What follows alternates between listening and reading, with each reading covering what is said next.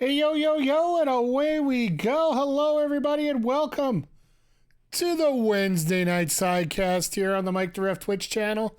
Always a pleasure to have each and every one of you here.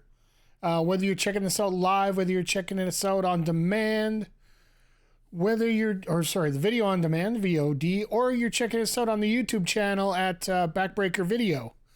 It's always great to see everybody here on a Wednesday night. We got a jam-packed show for tonight, and I'm really excited because it's funny because you see Tony Khan coming out, and last week he chimed in saying that Andrade El Idolo and Bryan Danielson was going to be a dream match. Well, don't get me wrong, it's an absolutely great match. I don't know if it fits the star billing of a dream match. I think tonight we might actually get one that fits the actual building of a dream match with the BCC, Claudio and Bryan Danielson taking on Orange Cassidy and Kazuchika Okada. Like, how the hell did we get Okada on AEW Random Wednesday night? That's what I want to know, and I want to know if it's going to build to something. That's the thing that confuses me. Are they possibly talking about getting Okada Danielson set up for Wrestle Kingdom, maybe? I honestly feel that might be something that might be going on here as part of this little match here tonight. Just trying to, get the creative juices flowing towards that. There's a lot to be said for a little bit of suspense going on. By the way, I do have a poll going on right now. So if you are interested, let me know what you're most interested in seeing here tonight as part of our AEW presentation tonight.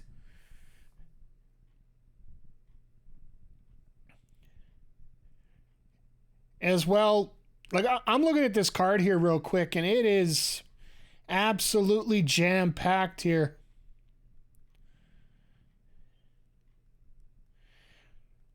And one that we don't even talk about here is the fact that the Hung Bucks and the Hardys are going to be, or the Hardy Party, sorry,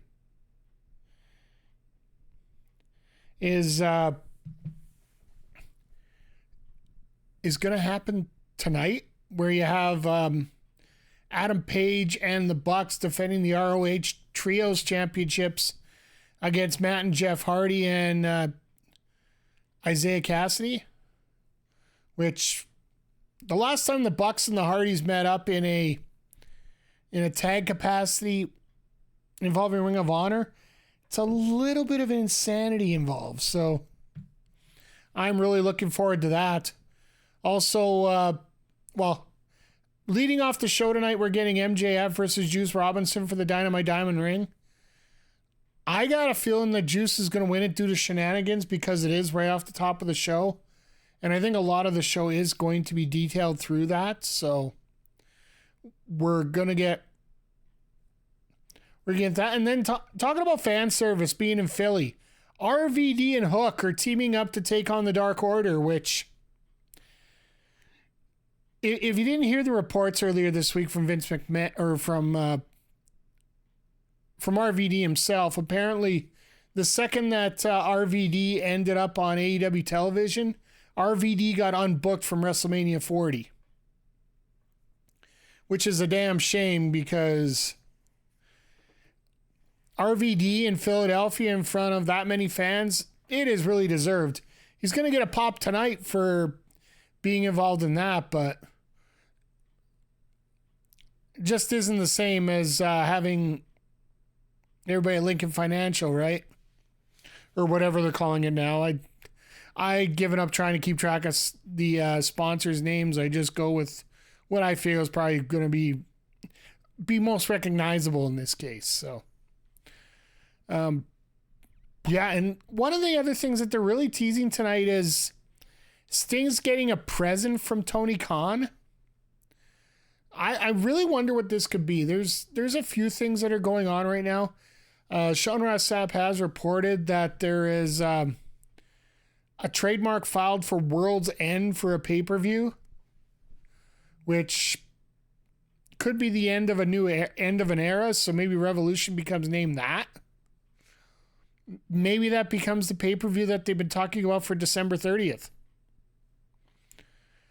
In terms of the gift for Sting, I honestly feel that he is going to be the first inductee into the AEW Hall of Fame. I got a feeling that's probably what it's going to be. After 5 years, you might be able to start doing something like that. But if you limit your number of inductees right now,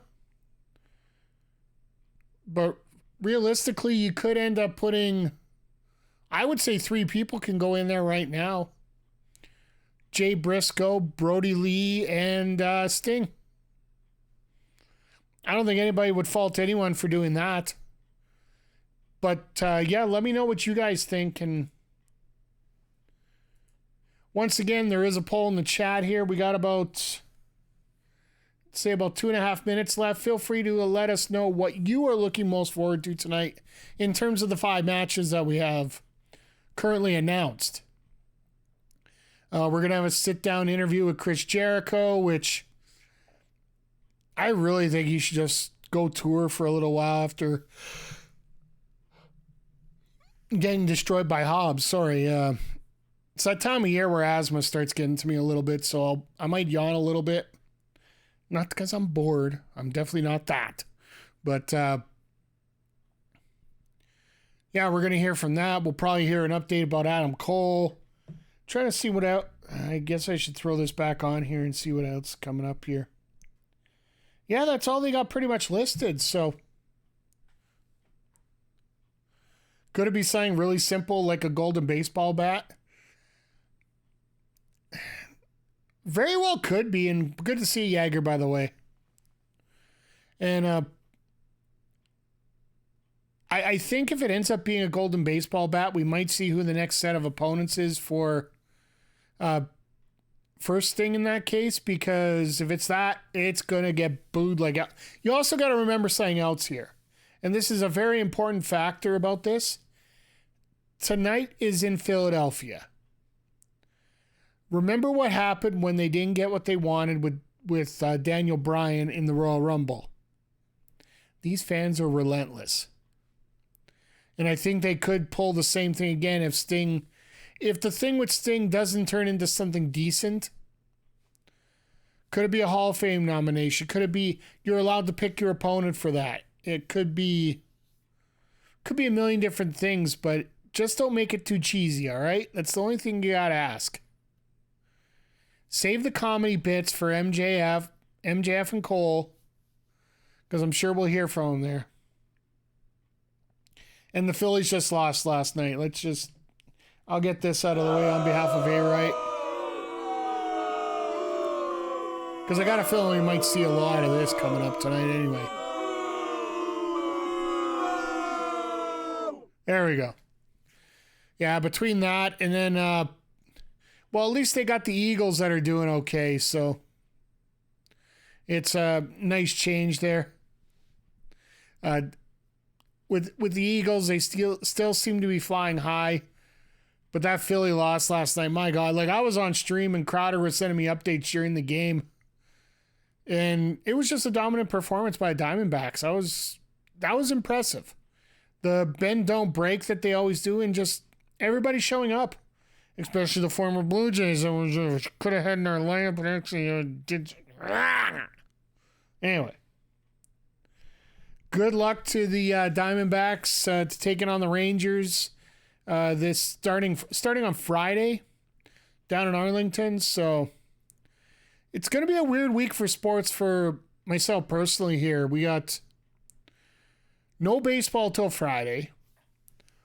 The Oilers play tomorrow, and then they're off till Sunday, and then they're off till next Thursday, which is actually not a bad thing, because when your captain and arguably the best player on the planet goes down to injury, having a lot of time in between games is actually a pretty good thing for us. So we got MJF and Juice is the most anticipated. Well, at least we're getting that out of the way right away here. as we're firing up the show right now. Once again, everybody, thank you for stopping by.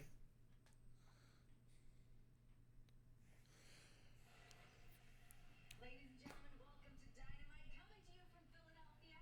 Joining me now are AEW World Champion MJF. So, we're just gonna make a super quick phone call. Okay, great. Dude, I am so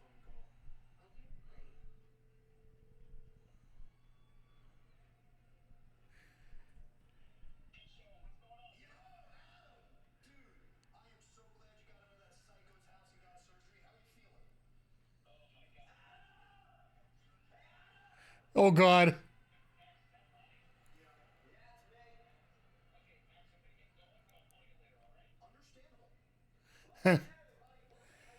This past Saturday, I went to support my local minor league hockey team, the Greenville Swamp Rabbits, on their opening night. That's a hell of a name. Where we pretend that you're not. And for the sake of our mutual best friend Adam, more my best friend than yours, I'll take pity on you, and I will help you. But you're gonna help me? You're gonna help me? Oh, of course, yeah. Dude, thank you so much.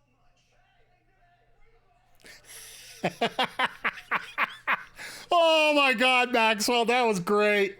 That was amazing. Son, Juice Robinson, you tried to send me a message a couple of weeks ago. How you want to put my name on something, make me feel less than, make me feel small? That's great. Tonight, I got a message for you. I got a bullet with your name on it. And live in Philadelphia, I am not going to miss. The hell?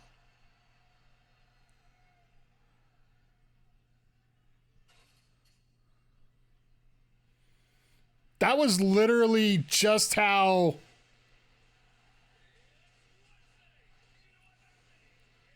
That was like the old ECW interruptions. That was awkward as ever. But yeah, the Greenville Swamp Rabbits, that's... I'm assuming that's ECHL?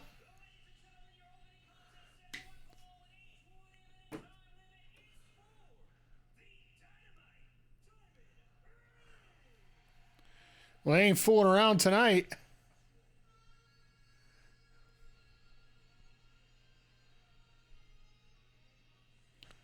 I love how Juice gets the harmonica here.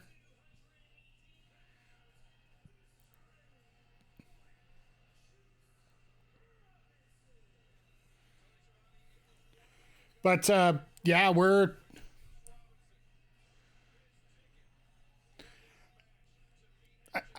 going to minor league hockey. That is a special treat. We used to have,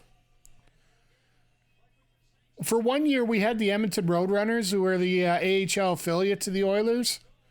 And, well, let's face it, the Oilers here, if you want to buy a ticket, I think the cheapest ones are like $250 a seat. No, pass, thanks. I'm good. We have a junior team here now that will actually... It's run by the Oilers as well, but their seats are a lot more affordable.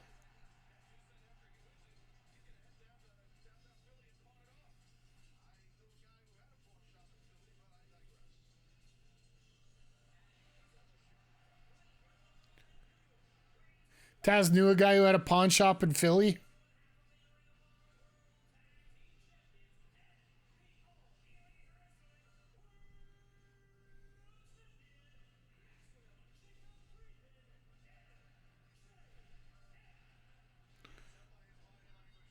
There is no fool around here. But I'm better than Whoa! you. Speaking of MJF, And you know it. Mr. Zodiac, how the hell are you doing tonight? You know what? It is turning into a very fun day. We got a very hyped up episode of ye old Dynamite going on tonight. How are you? How are you? How are things? How is life? How is all? Same with you, Jaeger. I know you said you're going out. You went to a hockey game. I find the minor league games some of the most entertaining stuff that you can get, just for some of the stupidity you get. It's actually funny. I was talking about the Oil Kings, our junior team. January 21st, just a couple months away. We one of the local local hockey teams, one of the local wrestling promotions is stealing the stage that they have during the game, and they're actually going to be having matches during intermission. Love Pro Wrestling has got the Oil Rumble happening on the 21st, in between the game between the Oil Kings and the Saskatoon Blades.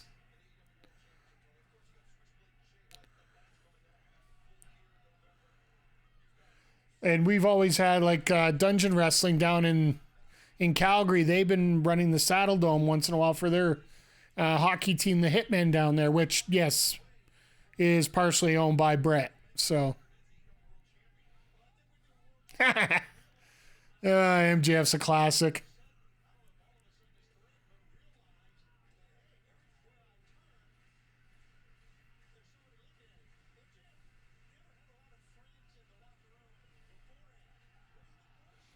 Well, that was a boot.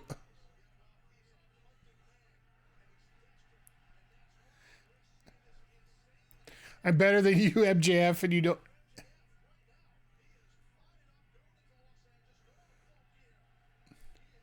No, it's been a crazy week because we got like I know tomorrow's stream during the day we're gonna be doing a little Super Mario Wonder.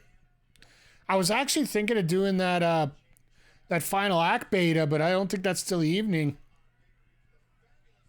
Or final stage. That new game that they announced on the partner program for Xbox earlier today.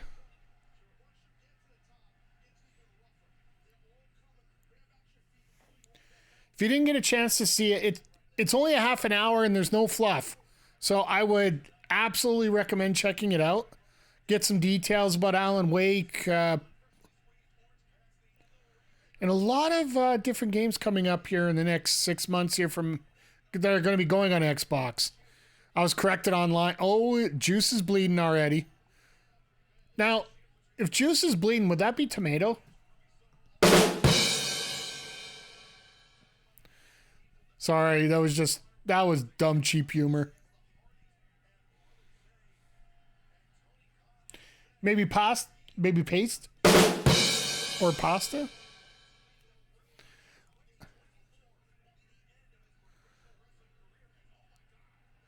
Oh my God.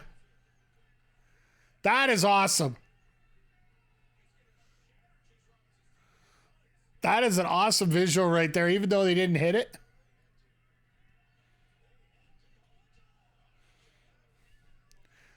And MJF's bleeding on the back.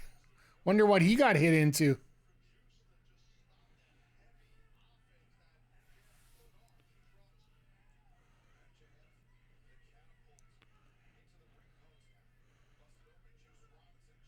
He must have cut himself open when he got booted over the top rope there.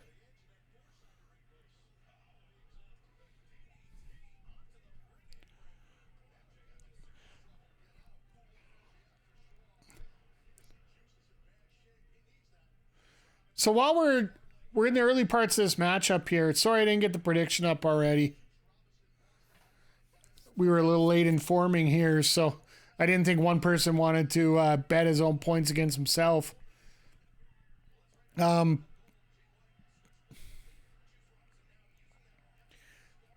MGF scarf, nice.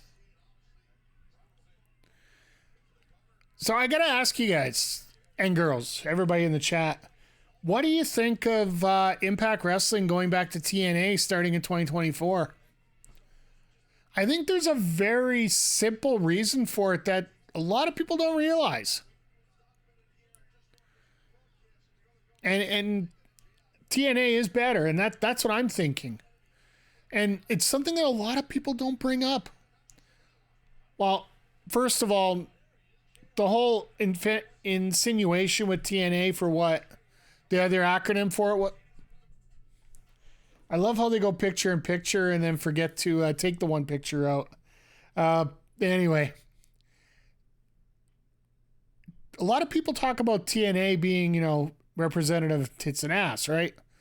In 2023, very few people need that. And wrestling associations need acronyms, and that's exactly what I'm thinking. And it's not just for, it's not just to have an acronym. It's easier for the fans to cheer. Because when you hear that TNA, TNA, TNA, that automatically, you recognize to a product, to a thing going on. We have one on the soundboard here. And I'm sure we're going to use that quite a bit tonight. When you can have a quick acronym that people can chant very quickly and get over real easily. You got Tess and Albert too. Well, still, same thing. But just saying the simple words, TNA. You're going to be able to get that in, get that out, get that moving. And everything's about a viral clip. Everything's got to be 1 to 2 seconds. Impact Wrestling. Dun, dun, dun, dun, dun. That's too long now these days.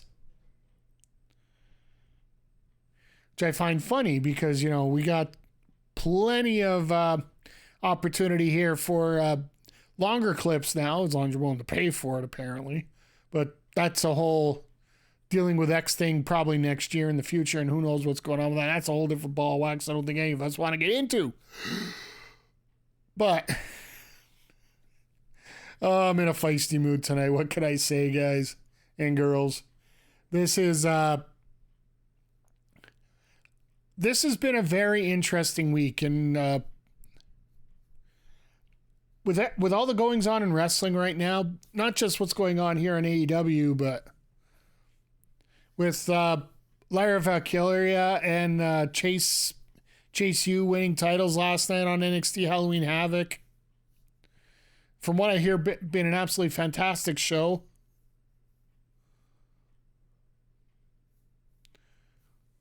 But Juice this is how you work it. Juice takes over now.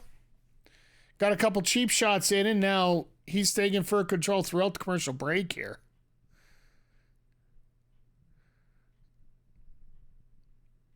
It's just hard sometimes just to see what it's like to see MJF as the babyface going on here. So, but yeah, watching everything that's going on the last few weeks here, I still will watch the clips of Raw. I won't watch a full Raw because 3 hours is just painful.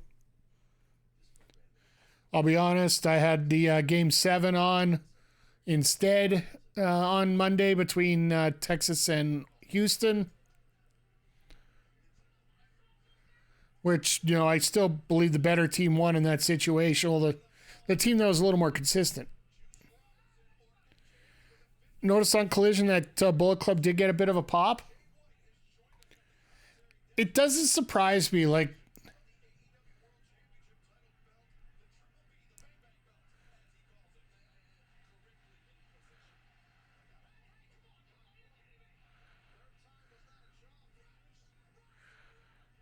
I love how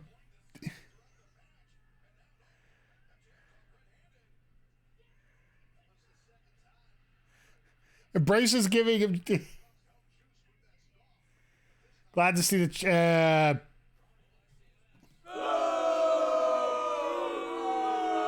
I'm just gonna throw that out there for you, Darth Big. I like seeing the Texas one just because of how they've been playing. And once again, yes, praise Saturn, praise Saturn, praise Saturn. But as far as I'm concerned, I just let that stuff about cheap stuff go or cheating stuff go already. It's been 5 years. Most of that team's gone already. Amazing how they developed the guns. I feel like Collision has gotten better almost every week since Mr. Brooks has been. I think the whole company's gotten better. And not necessarily because they don't have great talent. Or that they lost a great talent, but the fact that it's addition by subtraction. When everybody's going this way, and you got Mr. Brooks trying to go this way, it's hard to have the show match up. Your head of talent development is not allowed to be at the show because of Mr. Brooks. And I think that Mr. Brooks sort of realizes that he screwed up. Oh my God, it went over. He got it again. Kangaroo kick.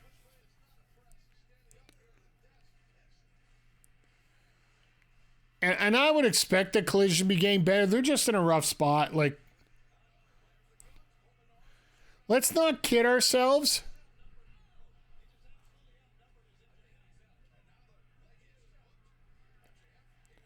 Let's not kid ourselves that there is so much going on here on a Saturday night that Collision is one of the hardest things to catch up on.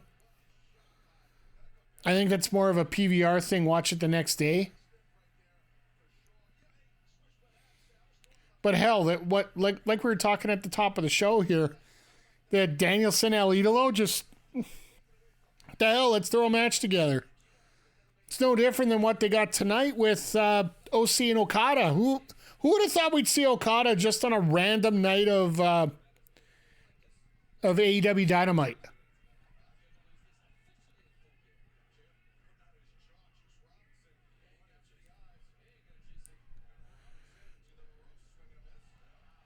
What in the world? MJF a little bit of oh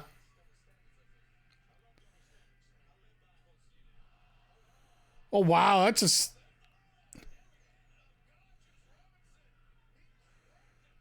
little spit in the face to cause a little distraction there.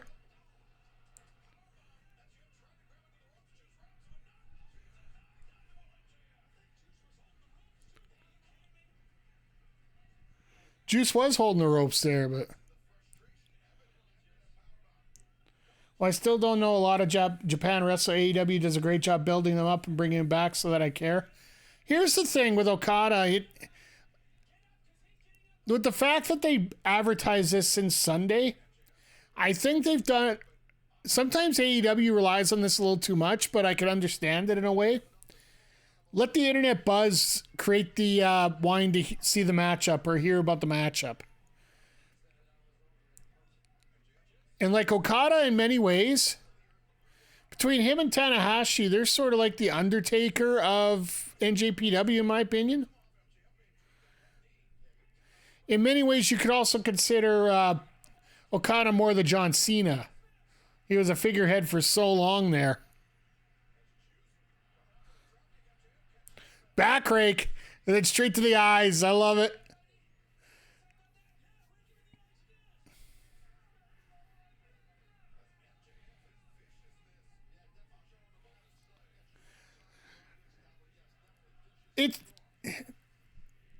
I gotta ask you, chat. This dynamic here of us having to play heel versus heel consistently for weeks at a time seems to be going pretty good, if you ask me. The Dirty Deeds, wow.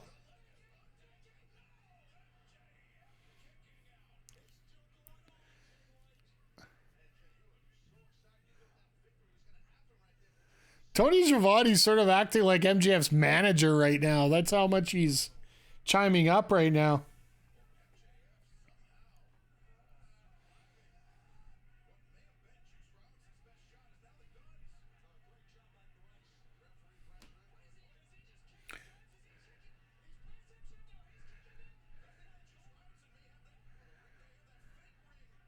So they both have rings. Oh, this is going to be a double knockout.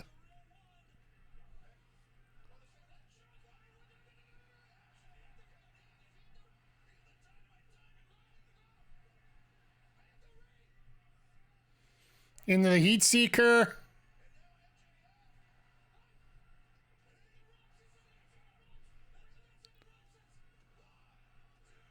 And 4 years in a row. MJF's never losing that ring, is he?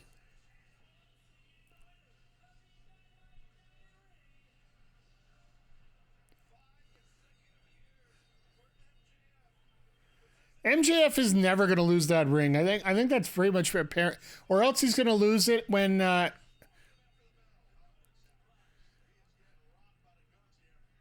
can almost imagine, what about the bidding war of 2024 if he ends up going to WWE? Does he just leave the ring behind? In 15 years, he'll lose the ring to Brock Lesnar. Ha!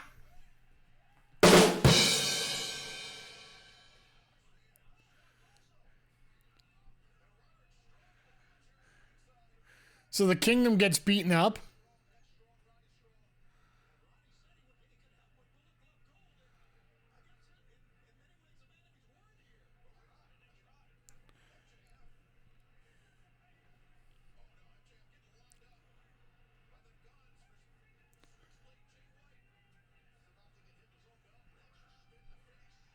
And here come the Acclaim for the save. So they're doing what the Kingdom couldn't do.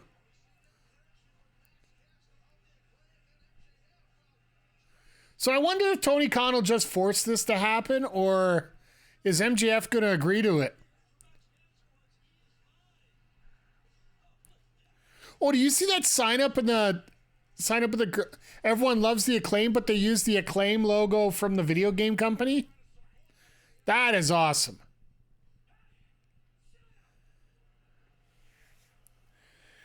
I love that trope of the heel always telling the crowd to shut up when they're not literally saying a word.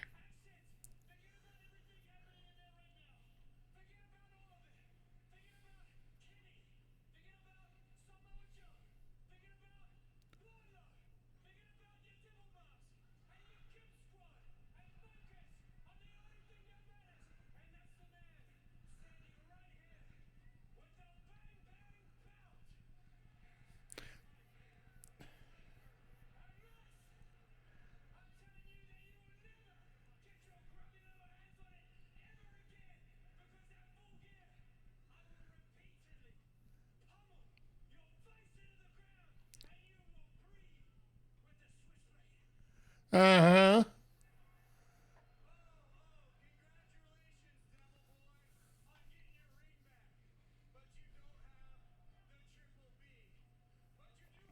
Never, ever again. Just gotta say it like Canadian. That's all, Jagger.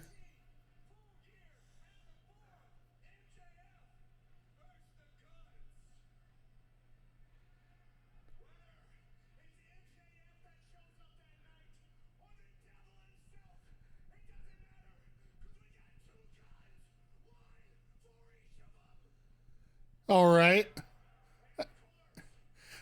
You got to admit, they're doing a great, like you were saying earlier, they're doing a great job with the guns. But the guns are doing a great job with themselves. Like, the product's got to put them over, but they can't do it unless they're helping themselves out.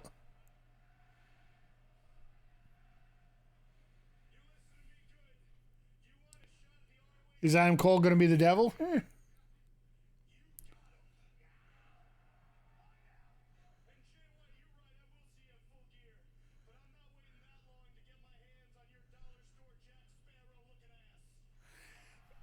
Dollar Store Jack Sparrow. That almost works for Halloween, right?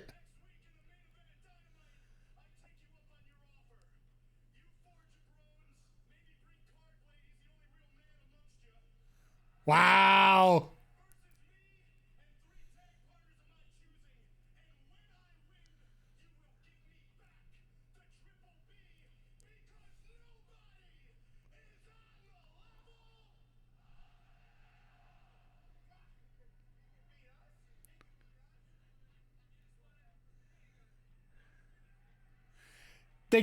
It's gotta be.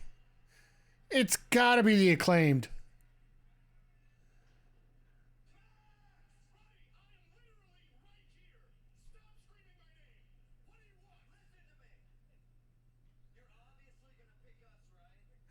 I wouldn't pick it.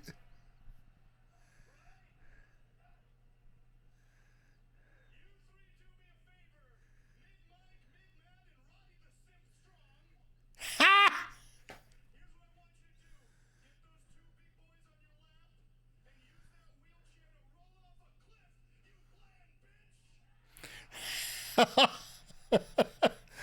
Oh my.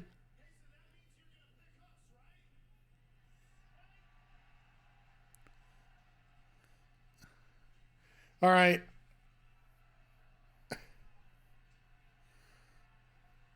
Maybe it's going to be rated FTR.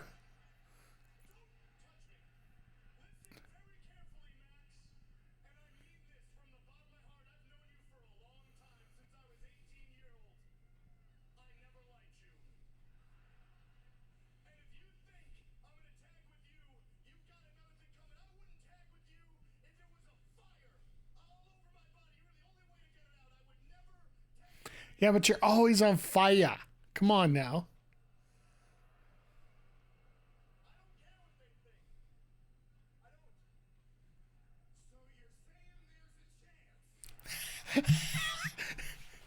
This is like the ultimate internet troll thing going on.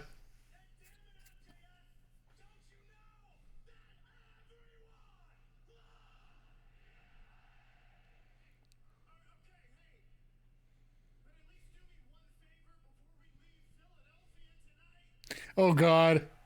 Oh, here we go. He's going to try it.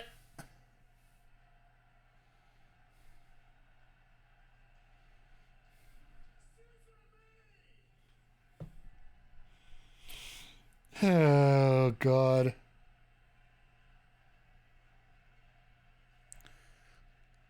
Not a chance.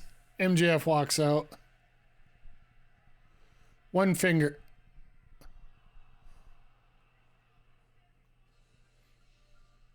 So who's he gonna get?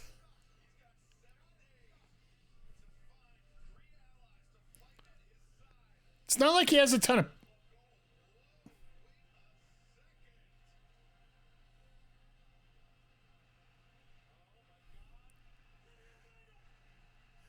Oh my! Are we gonna get this showdown?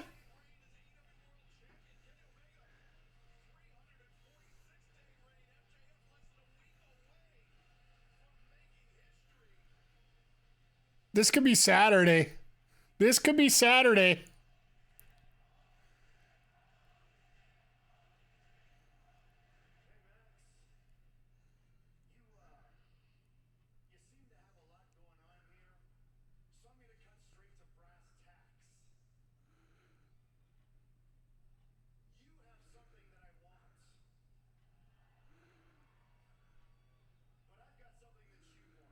Okay.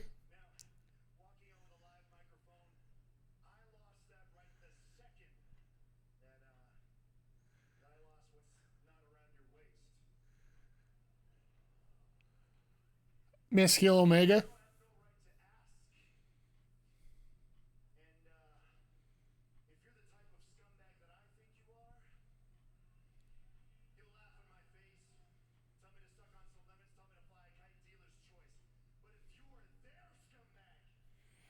All right, he's trying to pipe this up for Saturday.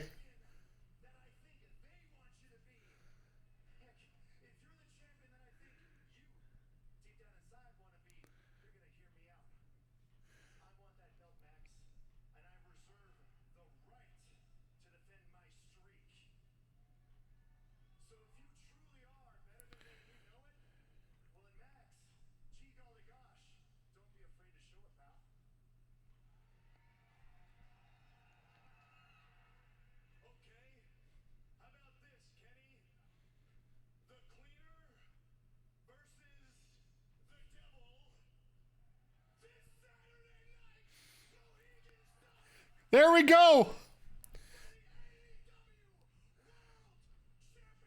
You want to do some advertising for Saturday? That is a match.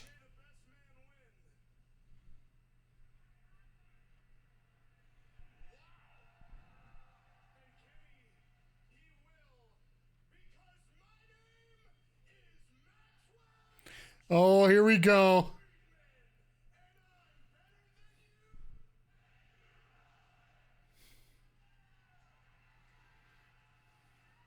So Saturday night, they're just putting it on a random collision.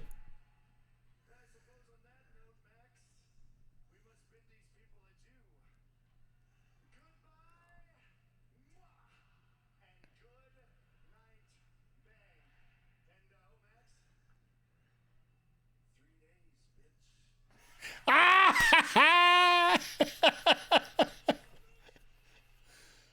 I would love to see it. MJF wins the fight in a real crazy one going on. But then all of a sudden he becomes... Oh, wrong one there. Got to hit mute. But then he becomes one of the tag partners for MJF on Wednesday. Out of matter of respect after that match. I think that could be a way to go here. I think it honestly would be a smart way to go. What do you guys think? Who do you think is going to be the three partners of MJF here? Because, you know, MJF's going to need some help on this in this match here, and I got a feeling they're going to give him the title back just because it looks stupid if the champion doesn't walk in with a championship after 2 months. And once again, I will stress this to the 9 ends. Possession is 9/10 of the law. Theft is the other one.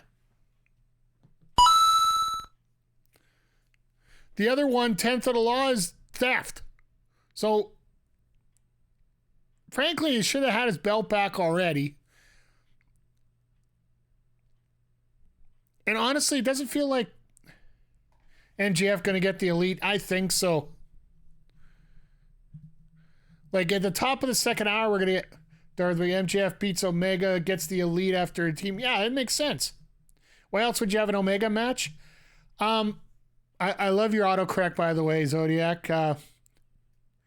We're all thinking the same thing, that the elite's probably going to be there. The reason you have this match, and this is something they've been building up, and this is another one of those you got to watch Being the Elite to find out. And I just seen the clip.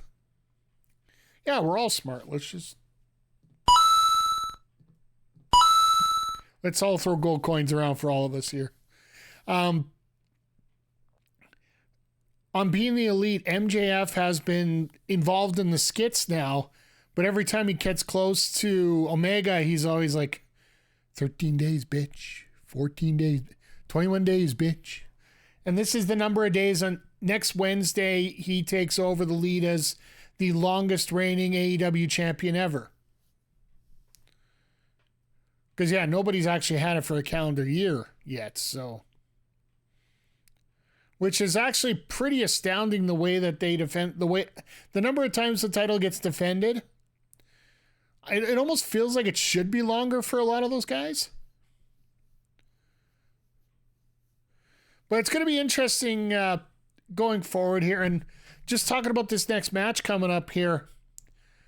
RVD, did you guys hear the story? I know we talked, like I said, once again, during the pre-show I brought it up. But you guys hear that RVD got unbooked from Mania 40 the second he showed up on Dynamite? The second he showed up at AEW, he got unbooked for the show.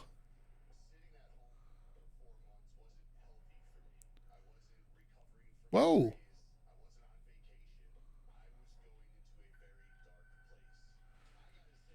Maybe it's because MJF actually wrestles. Yeah. Very good point there.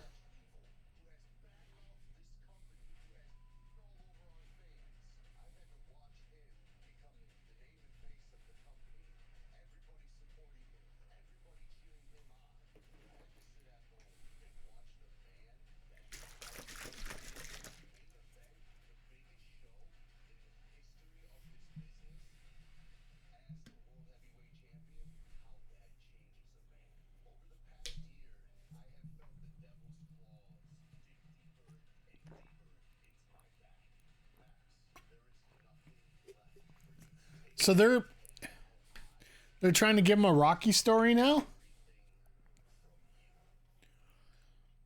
I think that's sort of the alliteration about what happened there, right? Oh, man. That sucks that the Dark Order doesn't even get an entrance. It sort of makes sense because we got another 4 matches with an hour and a half to go here.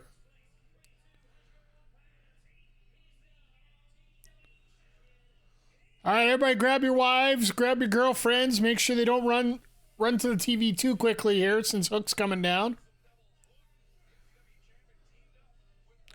I will say that hair is pretty styling if you ask me. Hook O'Lantern? Wonder if Danhausen will show up here. He's scheduled to be back soon.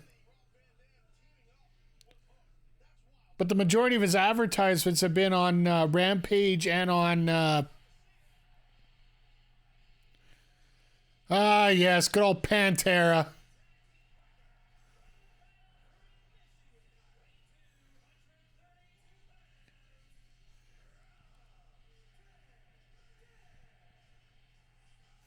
God, he still looks in great shape.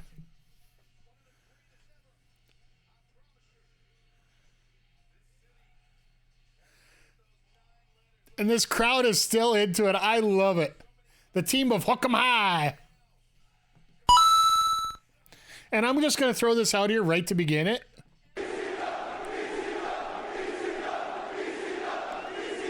Because we know there's a lot of this going here. You can imagine the feelings going through Taz's head right now.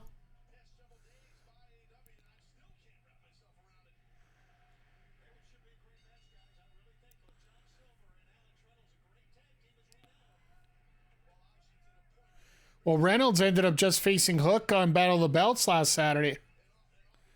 He's looked a lot better since he came back. Good for him. Yeah, well, I think that whole escapade of what happened on Impact sort of might have done something to him, like showed him sort of the way of what's going on, like, and he was probably trying to build up for a Mania match, right? So he had to get back in better shape.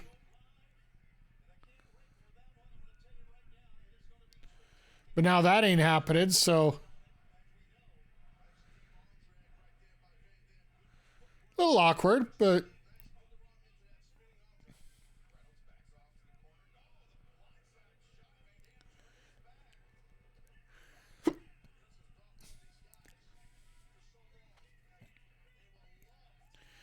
what do you think of the Dark Order being heels? I got a feeling at this point this is where they gotta be, but do you guys have that feeling of meh? Like they had a little bit of a push when they were taking on the Elite there for the trios titles, but Dark Jobbers are done. Yeah, like Silver won that battle royal to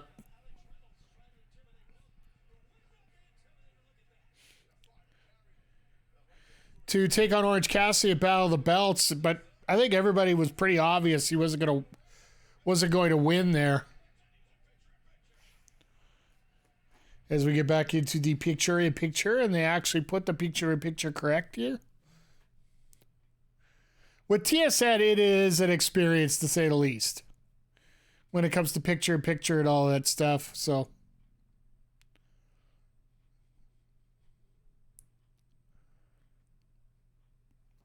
But yeah, like, it's great that, I will say this, Tony Khan, for all the things that he does wrong with his booking, his inability to rotate in programs, or go with the flow, his ability to book the women's division is absolutely atrocious.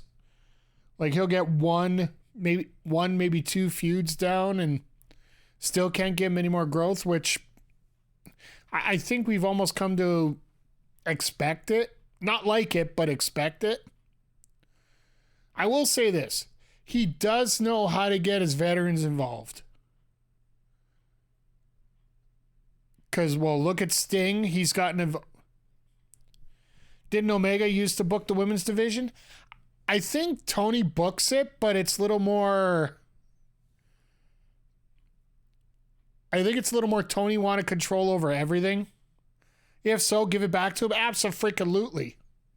But the thing is, you also got to make sure you give him the... You can give somebody all the ingredients you want to make the best steak in the world. But if they got no barbecue or they got no oven, you ain't going to be able to do anything with it. That's the way I think of it when it comes to the women's division. You got some absolute prime steak there, some prime chicken, some prime vegetables for all you vegan folks. But instead of having an oven to cook in where you got enough room to do everything on it, you got this little burner, and all you could do is just one thing at a time. And you don't want to wait for the second thing for the first thing you don't want to leave the first thing to wait for the second thing, because then you're going to get food cold, right? So he shoves out the first thing until they're all done with that. Then they move on to the second thing. I can't believe I just came up with that analogy on the fly.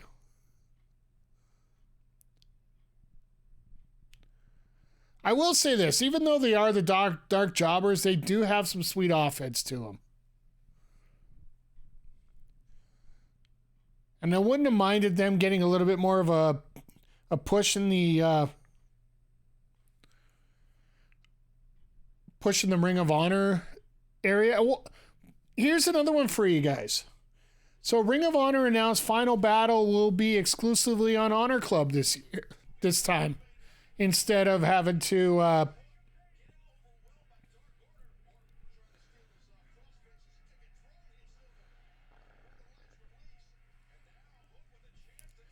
So what do you think about that? The fact that people don't have to pay extra for the pay-per-view. I think it's sort of a Christmas gift for everybody. I think it might actually convince me to finally pick up Honor Club. I haven't done it yet. I just literally haven't had time to watch it, so why buy it? I got to go through it. I think actually tomorrow morning I might call Talus to get a few things straightened around here, maybe save a few bucks so I can add a few bucks, so to say. Reallocate. That's the term we're using here.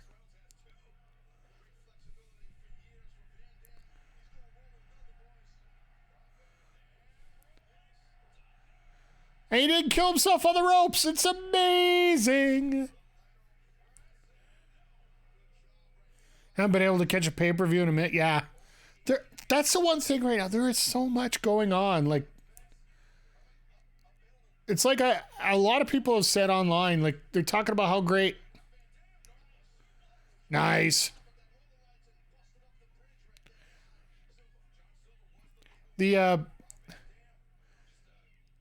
Like, I've heard Raw's gotten better.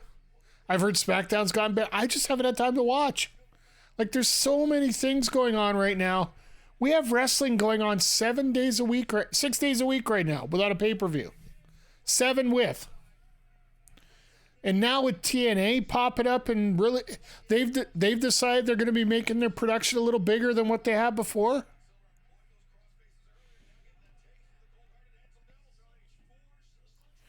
Really don't want to watch WWE to be up. Yeah, I get it. And don't worry, I totally understand the feelings. For months I felt that way, and now I've heard that it's getting better.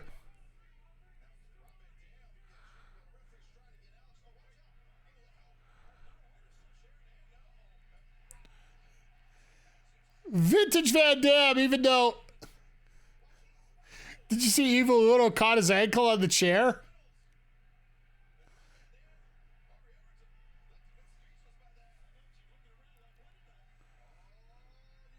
Wow!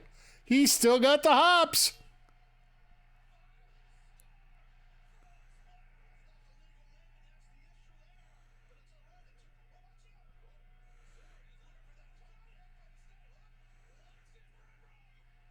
There's your tap out.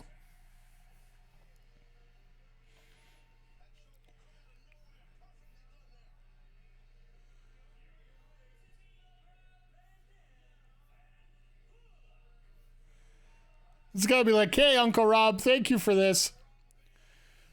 But yeah, I totally get where you're coming from there, Zodiac, the fact that you don't want to watch WWE. I can totally see why people don't want to.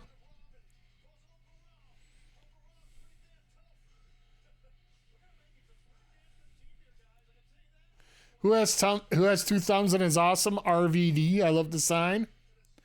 But Hollywood Homecoming, the quest for gold at Full Gear. So is Toni going to be taking on Shida? That would be a hell of a match still. To get the rematch on it with the new character and all that.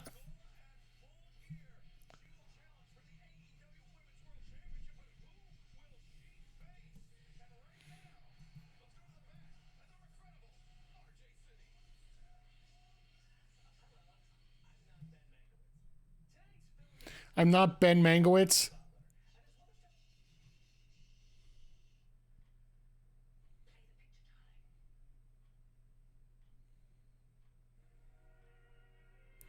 Hold that Butler.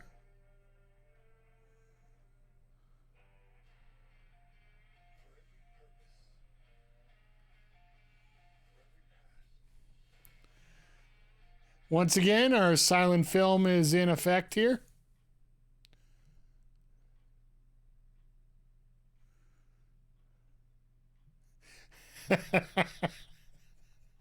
I will say they do not. There is a lot of chemistry here between Storm and RJ, but RJ's just got that plain old charisma that makes things go crazy. It's great to see, and but yeah, going back to what we were talking about here, I totally feel that right now, if I'm going to spend 2 hours a week to watch some good wrestling, it is going to be AEW. And this Wednesday absolutely fits in perfect. I love putting this there. They put the Storm segment picture. Well, think about it this way, Zodiac. It's a silent film. It's no different than what they were doing with Guevara and the flashcards. It's just a lot more produced. It being a silent film, it sort of makes sense, right? Because I'm watching it with the volume off because I don't like commercials getting free advertising on my channel. But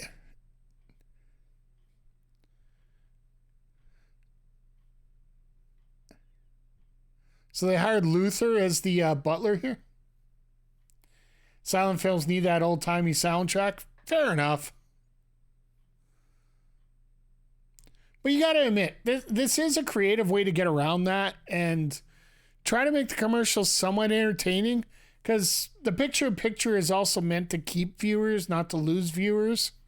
And the fact that you got that story going on, it does give you a little bit of extra clout here about how to do that, so...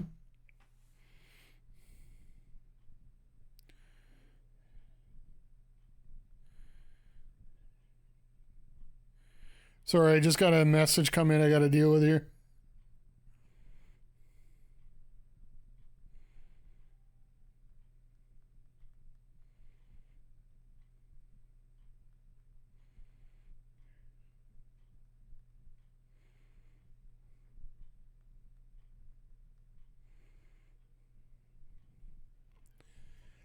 Just had somebody message me about their but the game we're going to be playing tomorrow, Mario Wonder, during the days. So, Tut Luther, yeah, I see that note coming up on the.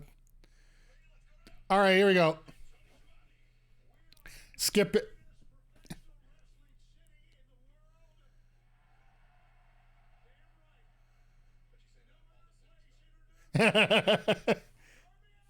Tony Khan gives say a golden baseball bat that hits him in the balls with. That would be entertaining. If it's just a bat, I don't know if this segment will get over.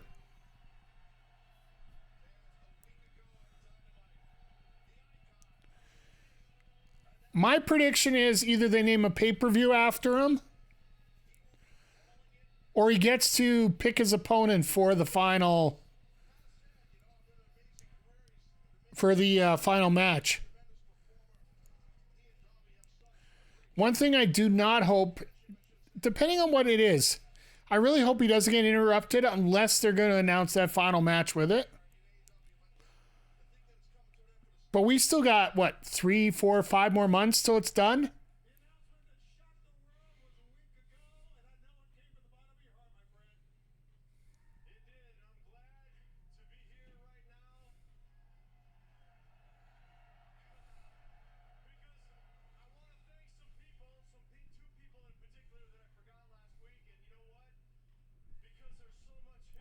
Gives him a title shot against MJF? Maybe. Everyone coming after MJF? Fair enough.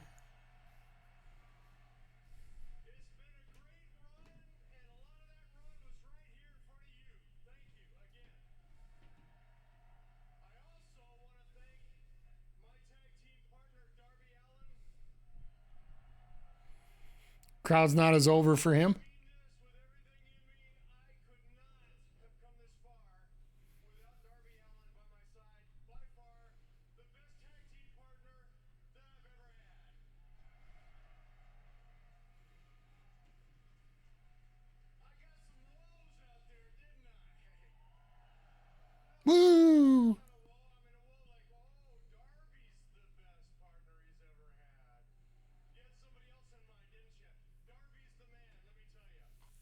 They're trying to talk about Warrior? No.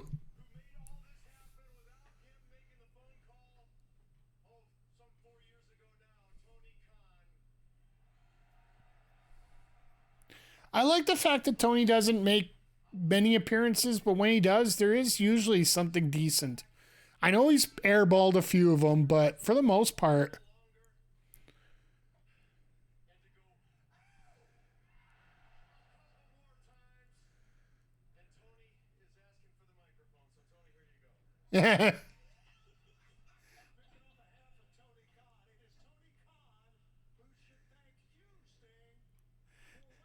I love the fact that Sting is just completely selling out Tony Schiavone there.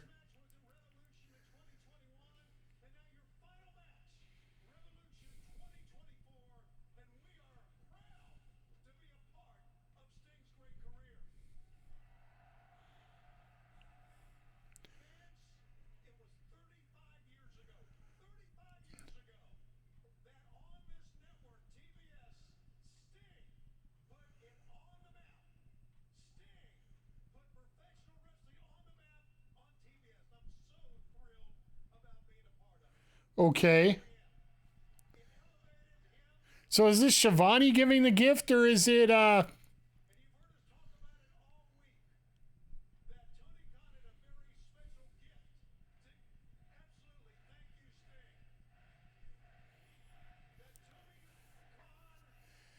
think Shivani needed the mic because they're starting to run behind time because they got a lot of matches still to go yet.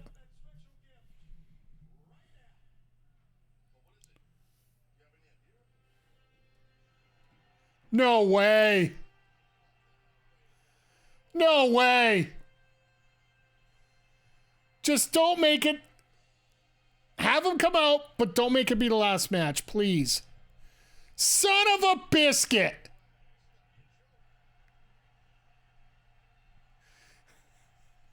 Son of a biscuit.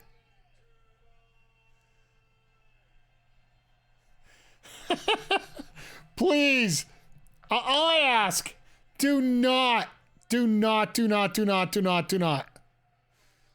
let him wrestle again.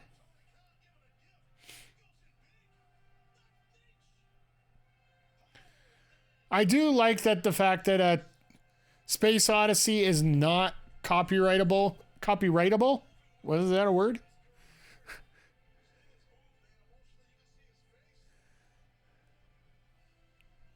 Sting and Darby versus Ric Flair and Andrade. Please, no. I don't want Ric Flair anywhere near my ring. I paid money for that final match in Ric Flair's last match. That was embarrassing for Flair. It would actually be really embarrassing because Sting can still go. I guess Ric Flair off the WrestleMania 40 card now. We're going to have nobody outside of the regular roster left for Mania now. At this pace.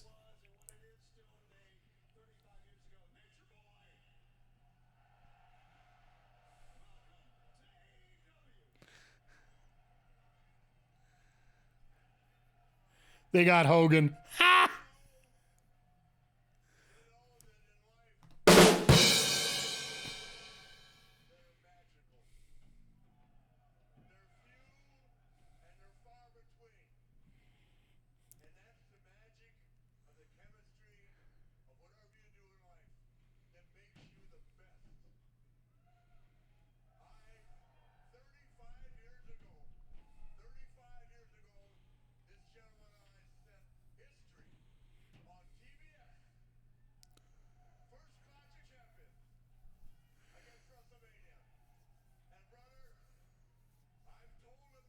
I remember watching this.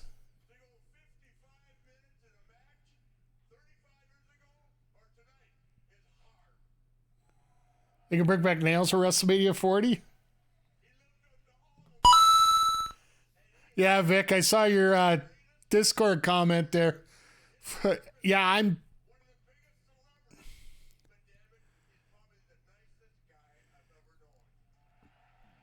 This is really amazing right now. Like I said earlier, by the way, I hope you're doing well. I don't want anybody to think we want Flair in the ring.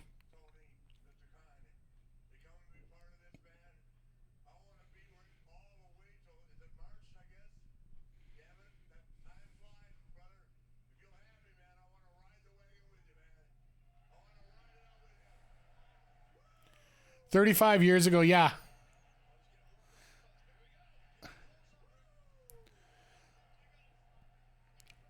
I remember sitting in my living room because we had a set.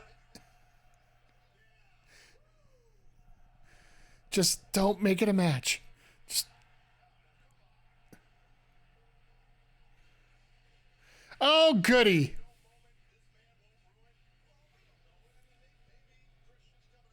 I remember I was 2. I think it was around 10. No, it was 5. Sorry, 5. Because it was against WrestleMania 1, I do believe.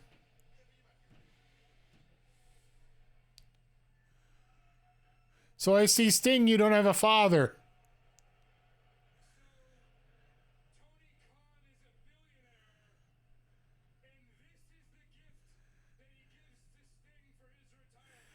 Oh, God, Christian.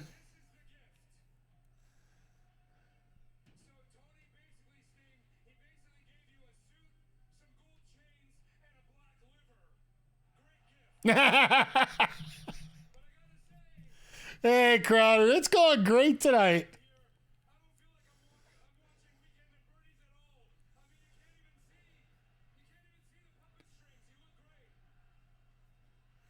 Weekend at Birdie's for Ric Flair.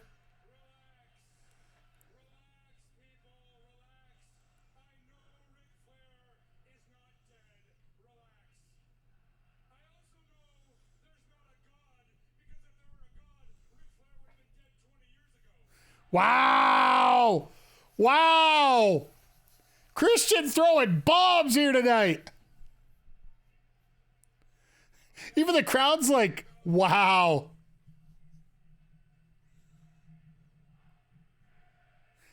Ah, God, I love this crowd.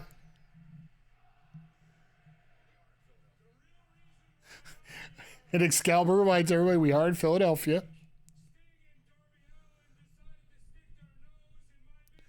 But you can tell why Shivani needed the mic as soon as he did.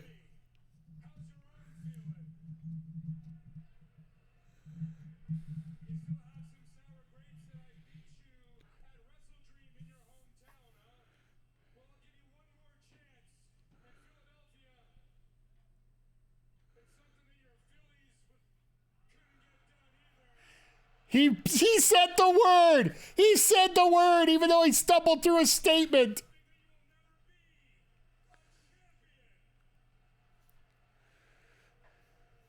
As soon as he brought up Phillies, he thought he'd get an instant boo, and he didn't. He had to wait 3 seconds.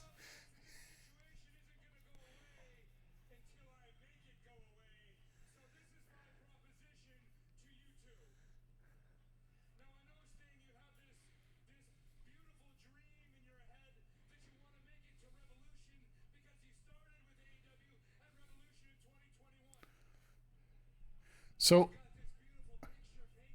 oh great, we're gonna have this 6-man tag here. I don't want to fucking see it. Pardon my French.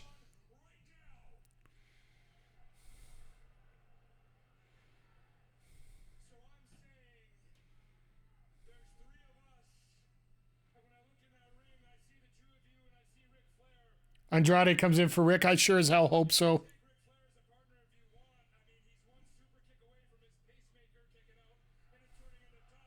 Ha!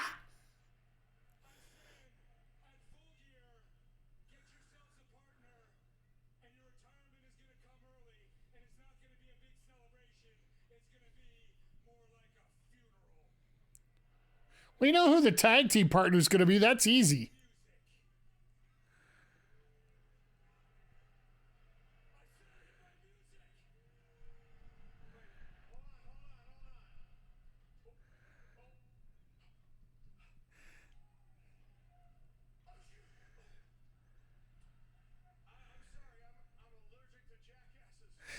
I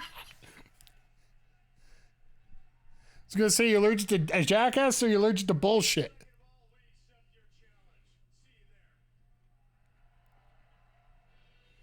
There's no way that isn't Adam Copeland, right? Like, can we just call a spade and just say Adam Copeland's going to be the partner already?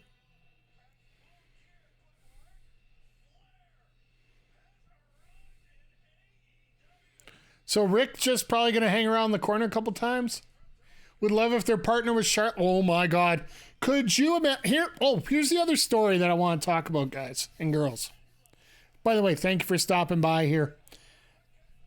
There is a note coming out right now that Endeavor has not reached out to a lot of these people looking for contracts this next year. Not looking to re-sign yet.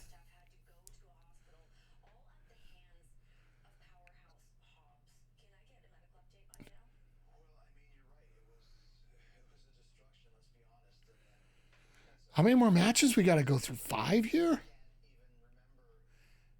Oh, sorry, Crowder. I forgot you weren't watching. Yeah, Ric Flair showed up as Tony Khan's special gift for Sting for his retirement here. Not to book a match, just to say thank you, and wants to hang out for the ride, right? So maybe he'll be in a corner. Maybe he'll be out managing.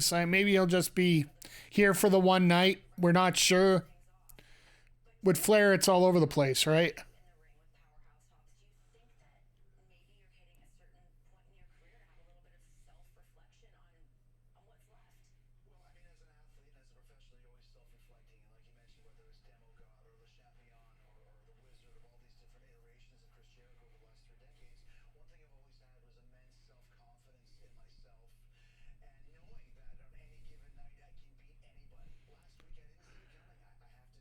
This is weird.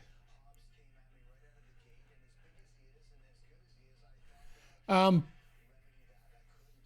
get that the partner will be Copeland, but if it's Flair, it's got to be Andrade. Yeah, absolutely.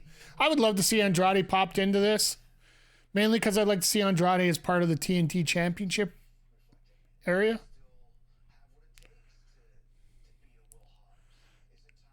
No matches yet. Yeah, let's not put that into the world, okay?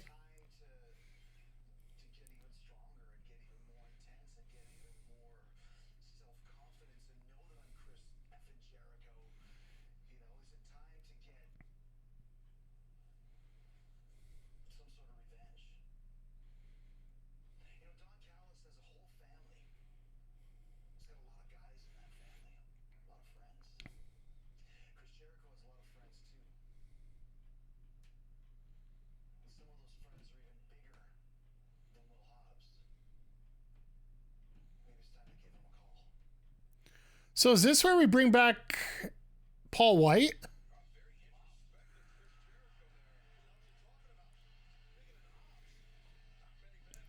So far we've had MJF retain the Dynamite Diamond Ring over Juice Robinson. And we're getting Kenny Omega versus MJF for the AEW World Title on Saturday on Collision. Just pooh, let's just book that out of nowhere.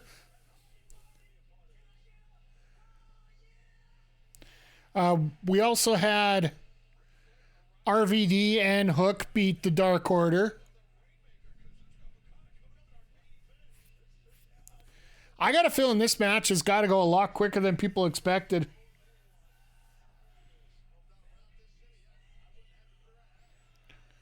Unless we're going to have a very quick, like we're going to have a no promo second half here.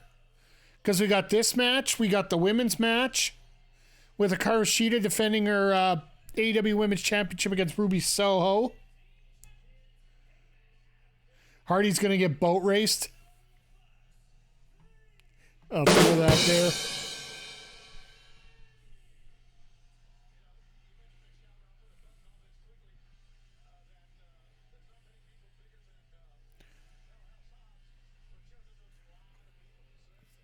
But yeah, I don't know if we're going to get much. And then we're going to main event where the BCC are taking on OC and Kazuchika Okada.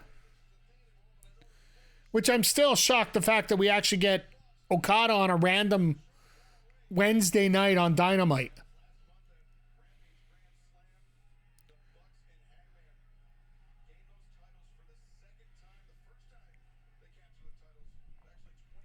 Now maybe it's just me. Is it weird that, the Bucks have the 6-man championships, that they have any ROH championship?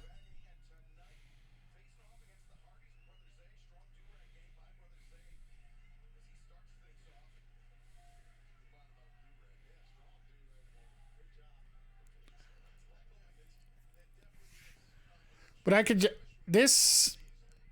I will say the fact that they're going to get Isaiah to run most of the match here, I would figure for the one team, it helps bring a lot of spotlight to him, right?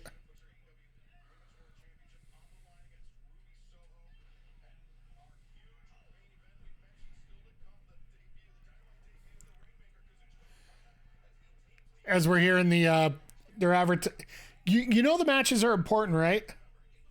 Any word on Marquand returns?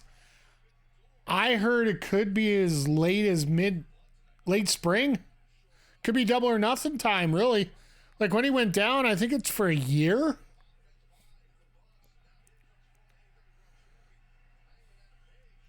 But who knows, right? Like anything could happen right now. Like think of it this way. They said Aaron Rodgers was pretty much done for the year, and he's already throwing, almost getting ready to come back. So I think it's going to be definitely a few more weeks, but still.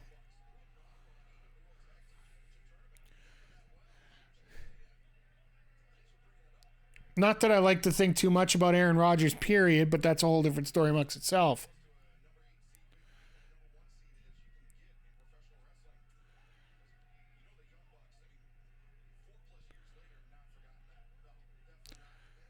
Yeah, I remember that first Dynamite. Hey, Melba, how you doing tonight? Hope you're doing well. We had a ton of action going by so far here. We even got a Ric Flair appearance tonight. Had Hook on already, so the power of money and youth will get you that point up here. Yeah.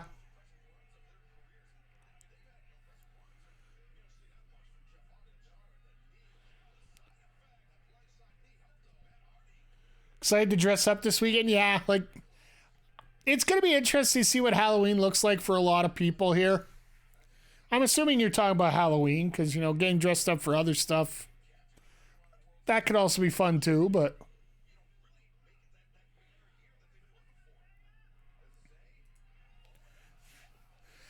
I love that Isaiah was looking to get up, and then all of a sudden he wasn't going to get up.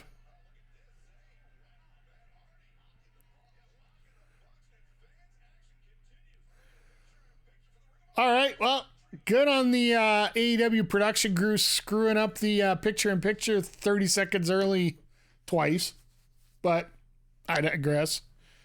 No,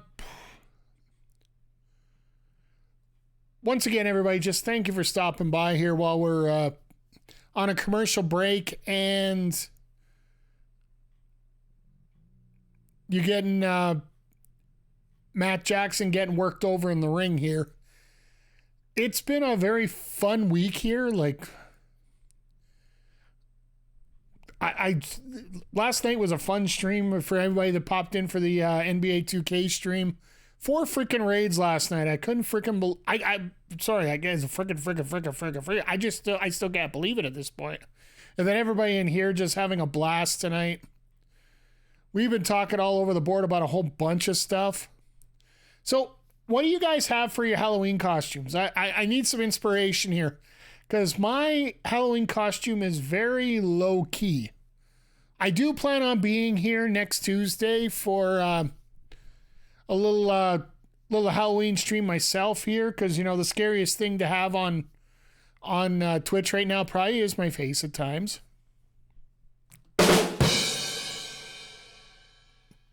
But yeah, no, it's that time of year where everybody just has there's so much going on. Like dressing up as Rhea Ripley on Friday. Okay. Love Pro Wrestling's going to have a lot of fun with that. Hope you're entering the contest. That should be a lot of fun for you there. And yeah, that LPW card looks like it's going to be fantastic. I'm secretly sort of hoping that Lumberjack Larry wins the championship. Don't get me wrong, I absolutely love Zoe, but Larry, that would be a hell of a story. I'm not good at Aussie accent, so I'm probably not entering a Don't worry about the accent. The costume will be enough. That's what I usually say about most Halloween costumes. As long as they have a kids division and adult division. If they have it all in one, some little kid's going to win it guaranteed. So,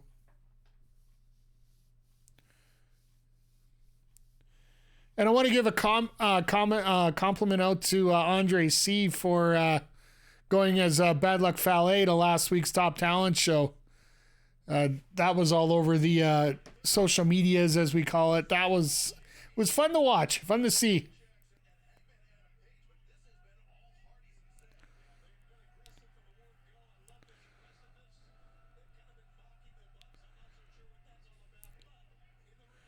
But I can't see this going for much more than about 5-10 minutes here. Oh, here we go. Because there is no way they're going to do BCC versus OC and Okada going like 10 minutes, right? That's got to be a 20-minute match.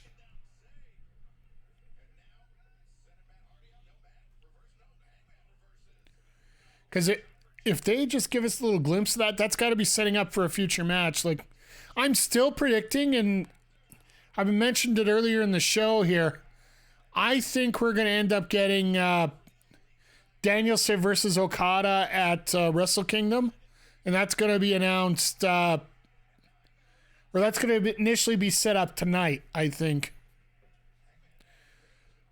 So here's a question for you that just came up on the screen there. Oh, Jesus. That's how you do a driver.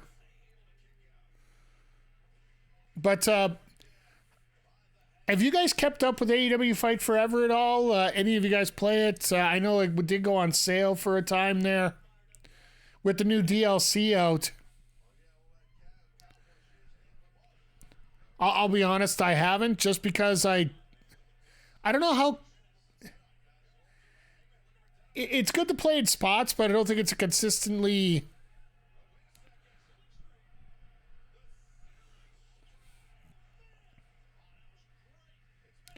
Shout out to the tag team move there of Private Party there with the silly string.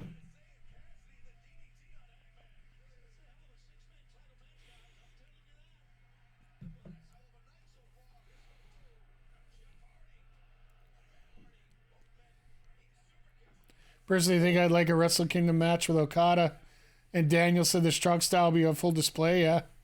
There needs to be a Fight Forever Championship Edition. They need to get the original edition fixed first before they do an extra one here. Because I'll tell you right now, I cannot stand how undercooked that game is.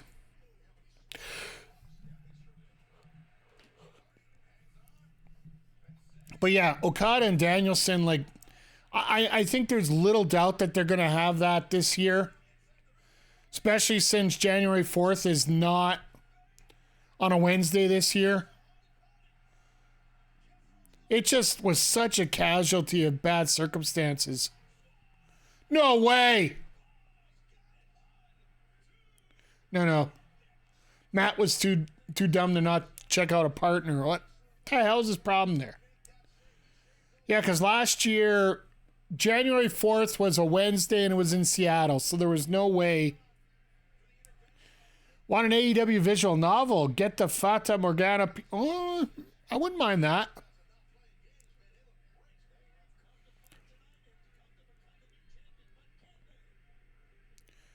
I would love to see the titles change hands here. Not that I expect it to happen, but I'd love to see it.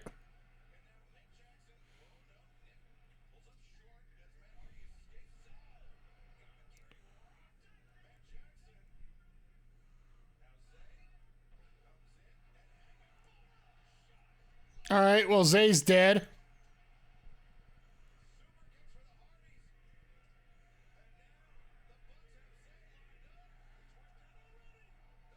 Well, Zay was there to eat the pin.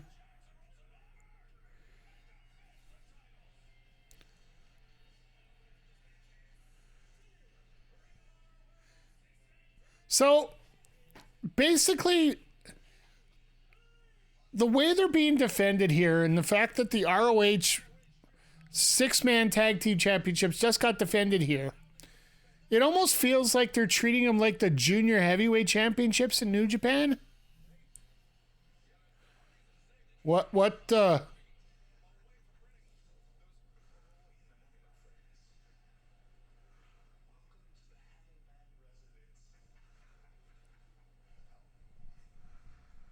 hell?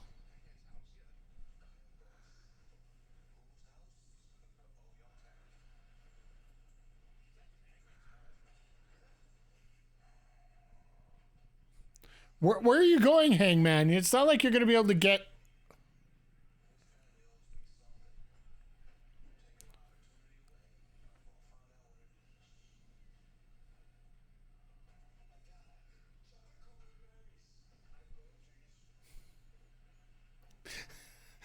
Swerve's trying to be all serious and Nana just absolutely isn't.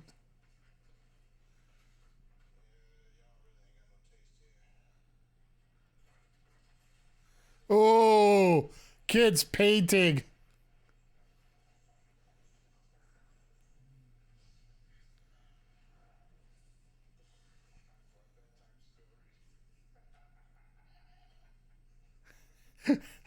Oh, God.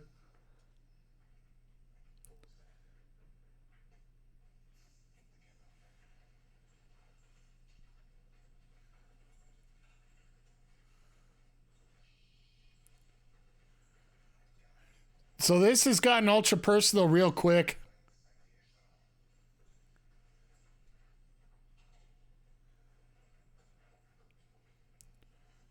Hate the home invasion angles. I do too. Like, how many people don't lock their doors?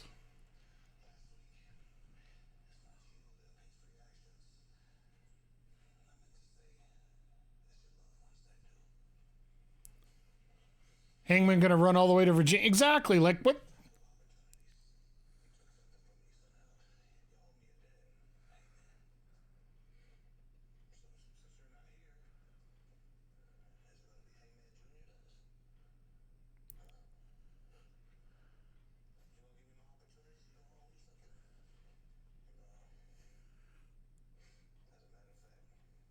Wait a second.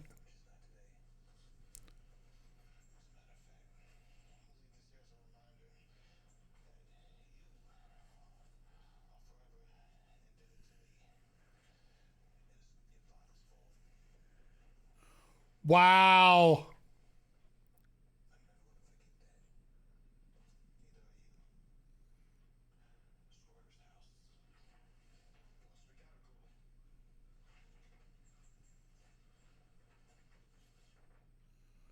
Wow. All right. I'm with you, Zodiac, and the fact that I don't like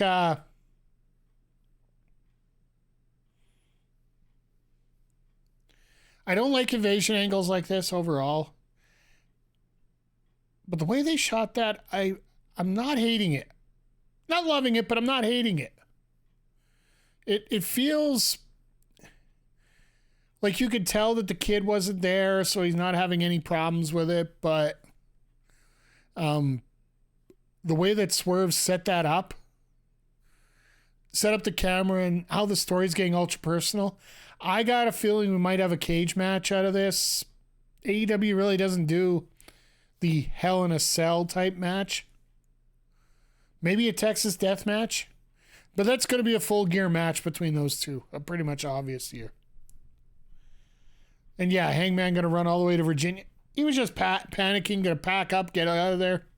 which still I don't know how that's going to help. I would watch to see what's going on personally, but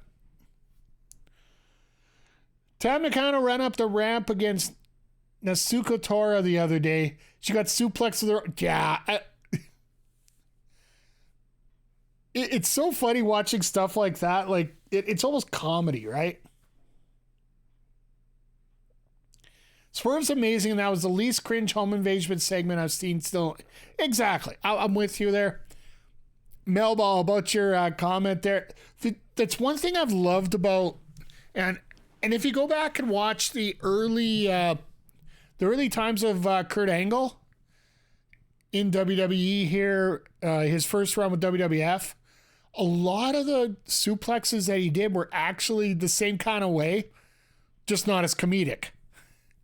Because I would love this. I got to find some way to find that video, what you're talking about here, about somebody just running up the ramp and just suplexing themselves, basically.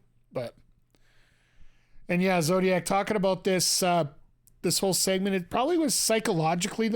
This is how you do the way that Swerve did this segment here, to me, it looks sort of like a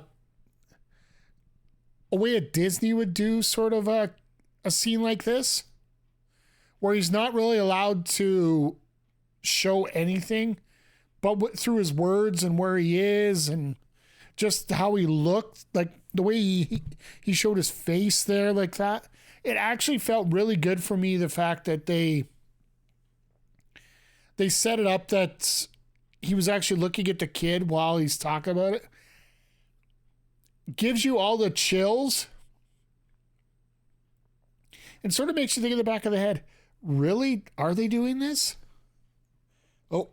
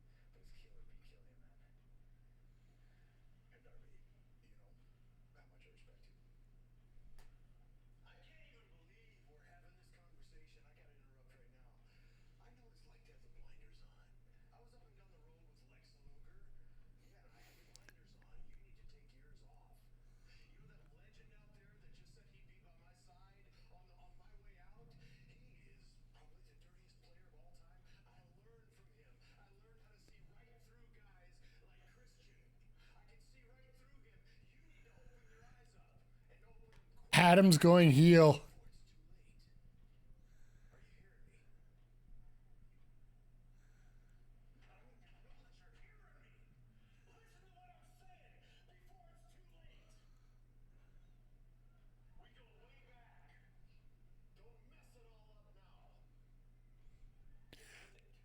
Adam goes heel.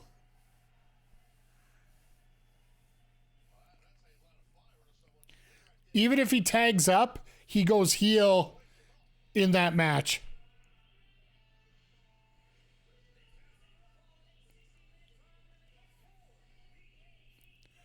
You want to get that tag run, that's how you do it.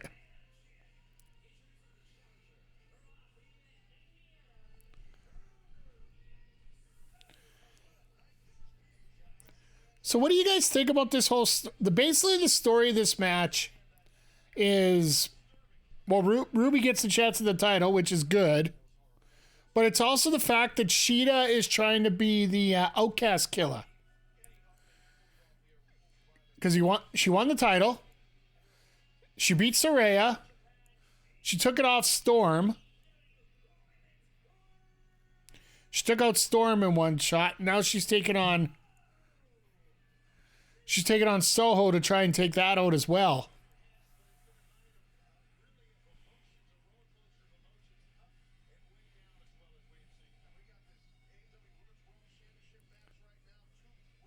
Shida best around. I like the sign. I hate if I'm sitting in the second row for that right now. Or I'd be shooting that sign with some kind of pea shooter right now if I was... Women's wrestling is alive and well. I appreciate the thought, but it needs to be more alive if, we need more matches.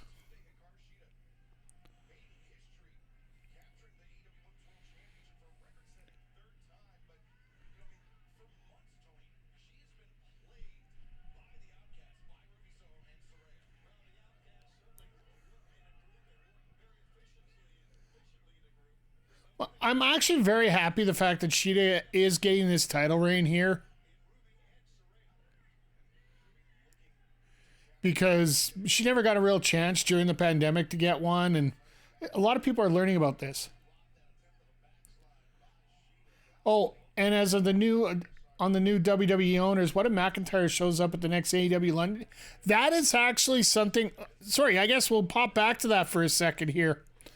There's a report out that Endeavor has not reached out to most of the talents that are due in 2024 for contracts.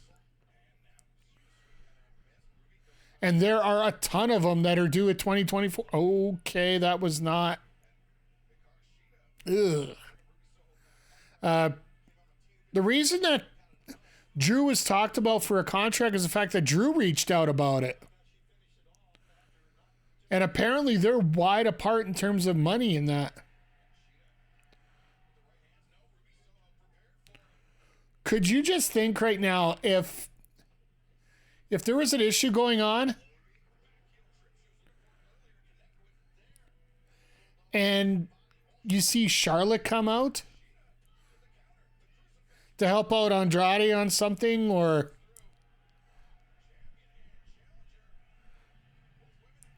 okay, that's gotta suck.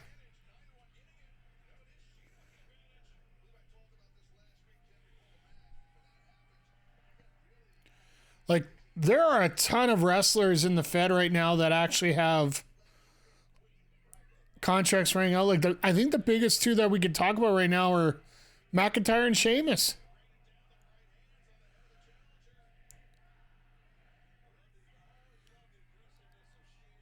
Endeavor has no chill, no loyal at all. There used to be UFC and not have legit competition. Yeah.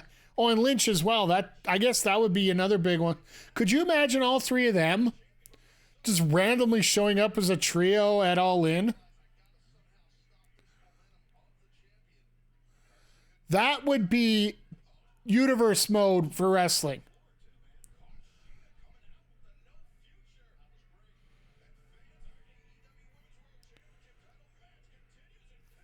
And here we go with a picture-in-picture. So at least they're getting 2 segments out of this. Gotta feel that we got about 6 or 7 minutes left on this match here still. Unless they're going to do an overrun for a 3rd week in a row. Which, honestly, I don't know if that would be possible, but hey, you never know. But could you, like, fantasy booking is going to go to the umpteenth level next year. And I will say this, Jade Cargill is going to have to be watched very closely right now to see where she starts and where she ends up, because a lot of these people in AEW that are looking for contracts might want to look twice when they see what happens with her. And also people looking for renewals might be the same way as well, because I will still say this, and I'm not going to change my mind about this until they actually do something with it. It's great that she's being out there and showcased. But the more that she sits out there and just makes an appearance, the more I get Emelina vibes off of her. And if you don't remember what Emelina was, they advertised her for 16 weeks that she was going to come out and debut. When she debuted, she would one turn on the apron, walk back out, and the gimmick changed. And she was gone for another 2 months.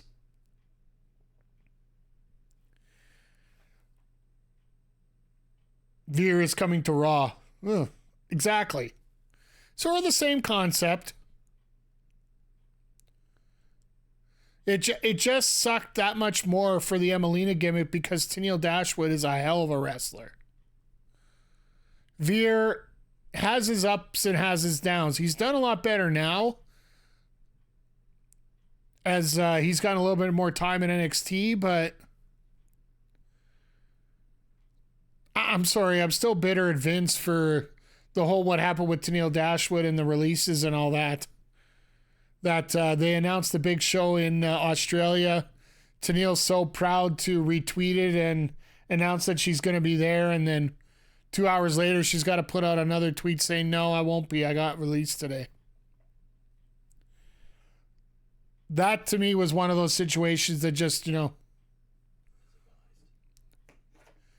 turn to yourself and you just say, common sense would prove so much in this case. But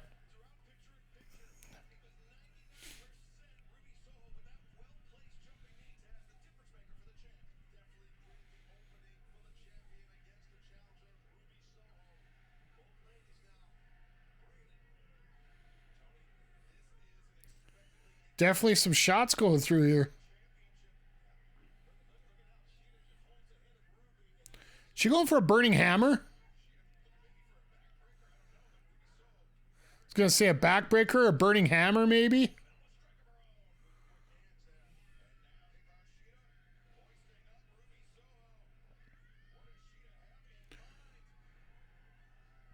Oh, she's literally going for a backbreaker.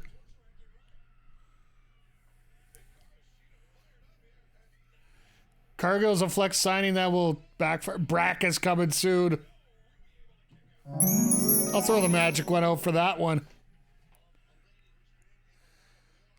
Like, don't get me wrong, I really hope Jade Cargill succeeds, but when you put so much pressure on somebody who, as much as people say that she can handle it, I think she can handle the criticism. And that won't be a problem. But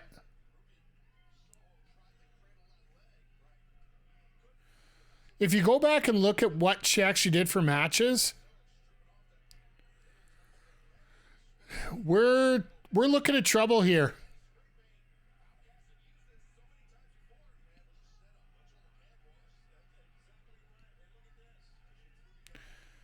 The hell's the difference if she gets DQ'd?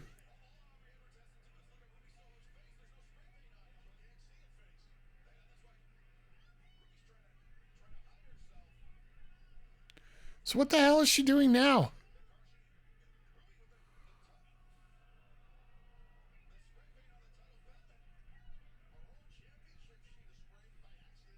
Oh, no way.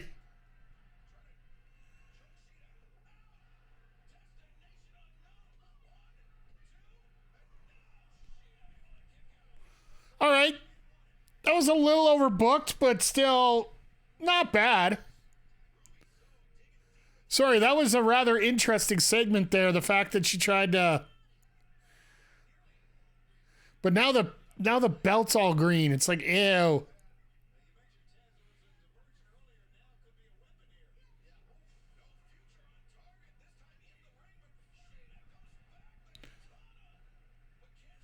But neither one of them can cover on the other.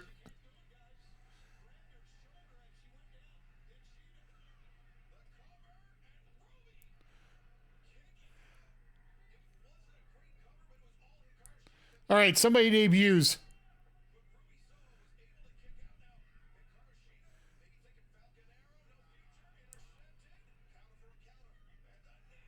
Oh, my jaw. My jaw.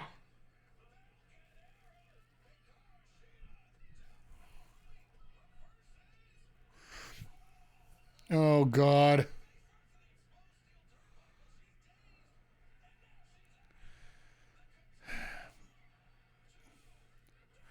All right.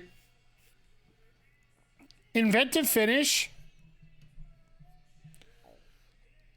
But I have to say, I just have to say, that was not a good match. They got through it. And I'm sure the crowd's going to love it.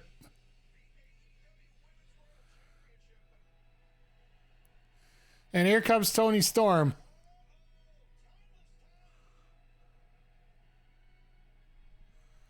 And now she has Luther as a manager. Tut tut, Luther.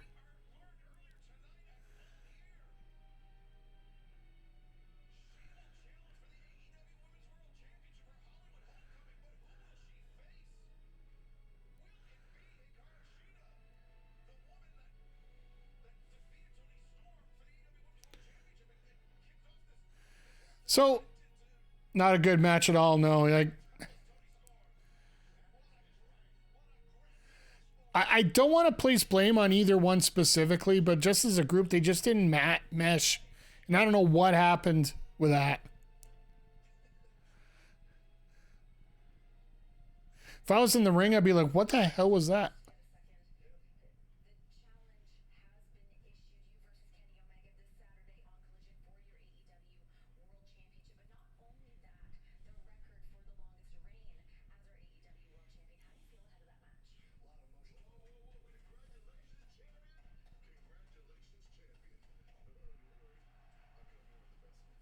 Do the Cargill think Soho's a decent example of why maybe Monet ain't coming to AEW?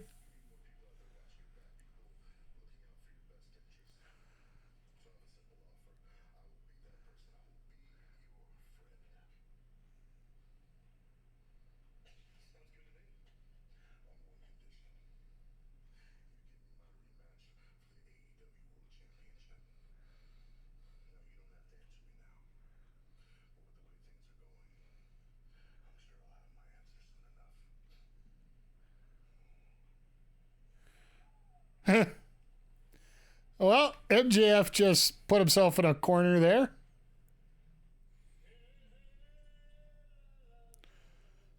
I would almost say Joe should wait until after he's done. Just give the belt to Joe. I can't wait till it happens, Zodiac, to be honest. Sorry, I gotta get the mute on here. Yeah, we're just...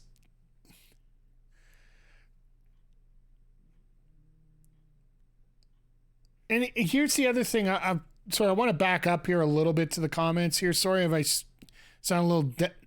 I looked a little dunce there for a second. Soho's a decent example of Monet may not be coming to AEW. I still think that Monet shows up at Full Gear because it's LA. I think they want to make a splash there, and I think that would be a perfect place to do it. And I think that even if it's Shida or more likely Toni Storm, if they do the title change there, I think Mercedes Moné versus Toni Storm would be a hell of a match to have. And now Monet's still contracted to Bushido Road, so you know it's not going to be a full-time thing.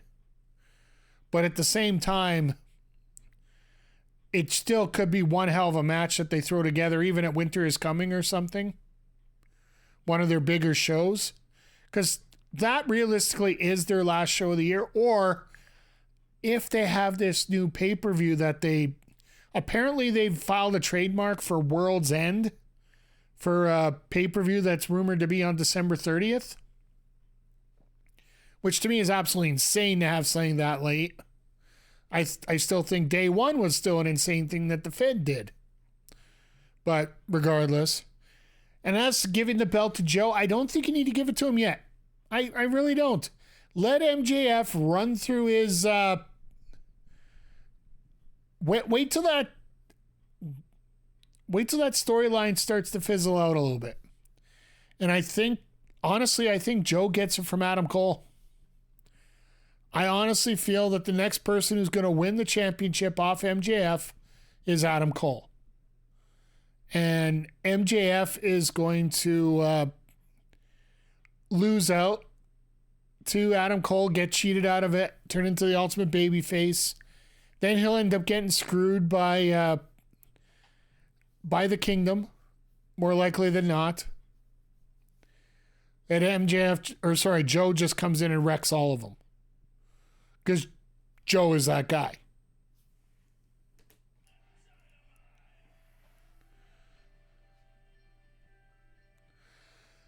All right, 20 minutes on the clock left here. So we're going to get a lot of time to get through this match here. Once again, everybody, just want to say thank you. I appreciate having each and every one of you here every week, every time we're on stream. Sometimes I really do take it for granted that people are on here, and I really shouldn't. And I really thank each and every one of you for being here. I don't know what I'm starting to stumble over my words here, but words cannot say enough about how much I appreciate having you guys here. And if you are interested at all, if you're here and you're not followed, please make sure you hit the follow button. Doesn't cost you a dime. There are ways that you can support with dimes, but I try not to push the sub or the bits or anything like that. A little too much on you here.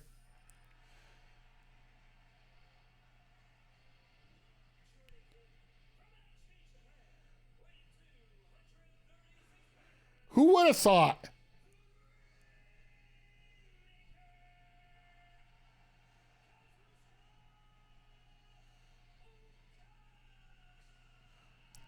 So I wonder, that money that's coming down, do you think that's the Young Bucks money? Just because they have an extra supply of Young Bucks around?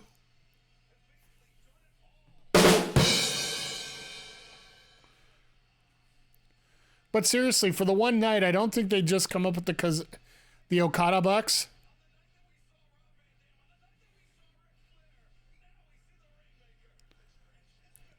Like, let's think about this tonight. On a random Wednesday, we've seen Ric Flair. We've seen Rob Van Dam. We got our usuals. And then we got Kazuchika Okada we're going to have a good match with him here. Like, what the...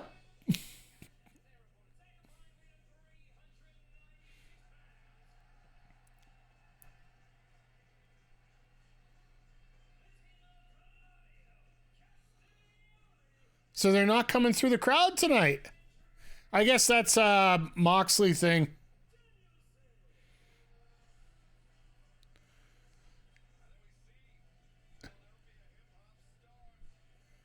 So, hold on here. Did Bryan Danielson just commit a federal crime on national TV? Yes.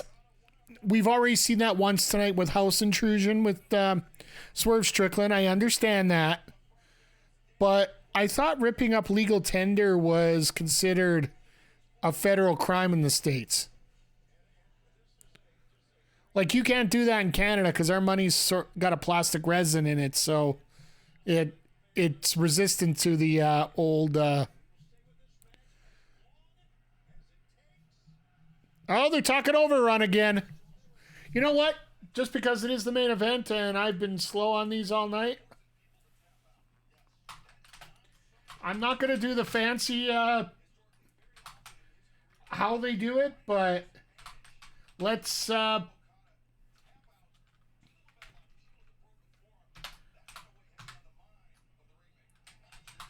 I will throw it up here and we'll put 10 minutes on the clock here. I know you guys are dying to be degenerate gamblers. So... Jagger, technically, yes. Hey, you know what? That's what I'm wondering here. Like, that's why the camera cut real quick. So, makes a lot of sense. By the way, the prediction point bet is up. Yeah, if I wasn't clear enough there. So, feel free to bet your channel points on this matchup.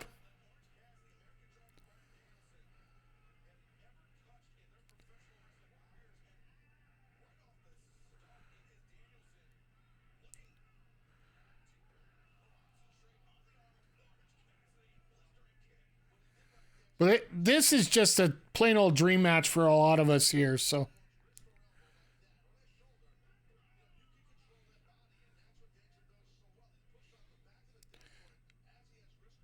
But I honestly feel that we're going to end up with Cassidy and Moxley again at Full Gear, just because they're playing up the story that Cassidy's won everything he needs to, but he just hasn't beaten Moxley.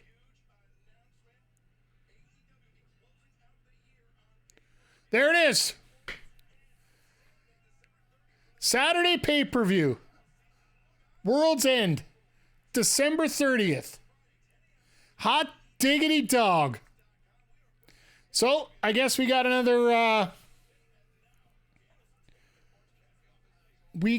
pay-per-view that we'll be doing a live watch-along for.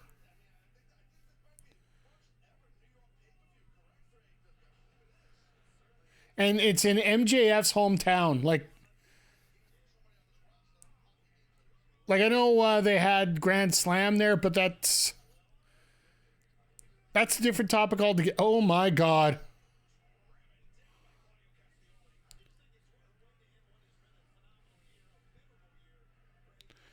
Like seriously, watching Claudio there, it's just nuts.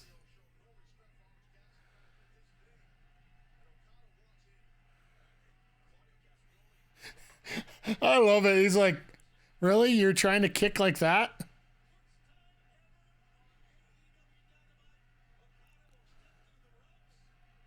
My God, this is awesome here.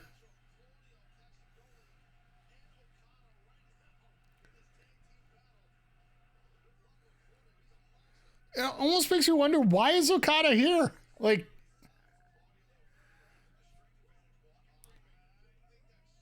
just randomly let's just throw one in there.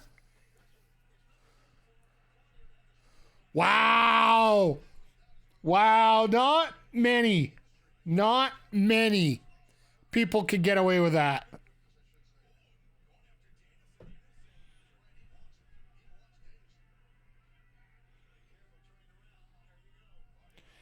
Not many people could get away with just, try to intimidate Claudio like that.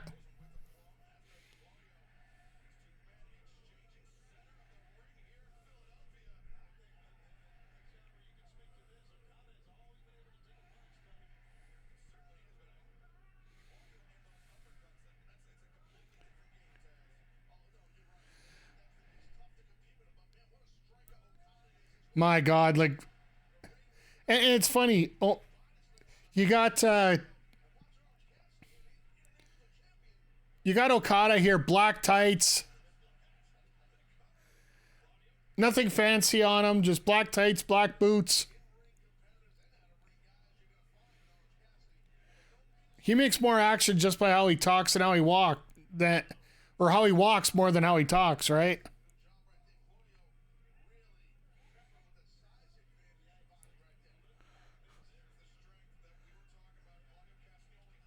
Jesus!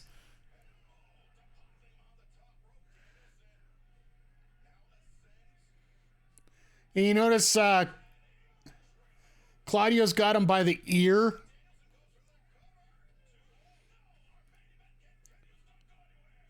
And once again, TSN screws up on the picture-in-picture. Jesus. But yeah, you notice how Claudio, rather than going down across, like holding the hair illegally, he grabbed him by the ear, which technically is legal, I do believe.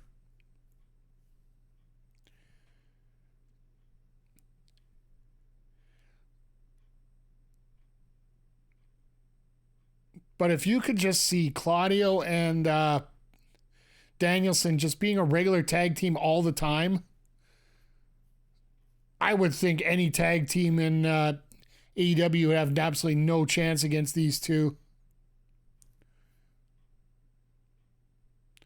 What do you guys think of Ricky Starks and Big Bill being the AEW tag champs after beating FTR? And apparently reports are that there is no injury to FTR. It's just they wanted to get Big Bill and Ricky over, right? I absolutely love the combination, and a lot of people are giving out that Shawn Michaels Diesel vibes to it, and I actually appreciate it as well. Like, I like how they got things set up with those two, and I want to see where they go with it. That's the biggest thing. Like, you can have some of the greatest teams in the world, but if you don't do anything with it, it don't matter. Goes back to my ingredients versus stove theory that I used earlier. Which, by the way, I don't know if I could repeat it again. I'll try and see if I remember that and repeat it again some other time. But I think that might be the greatest analogy that I've had ever when it comes to comparing wrestling to a cooking item. So thank you guys for coming up with the inspiration for that as we've been going along here.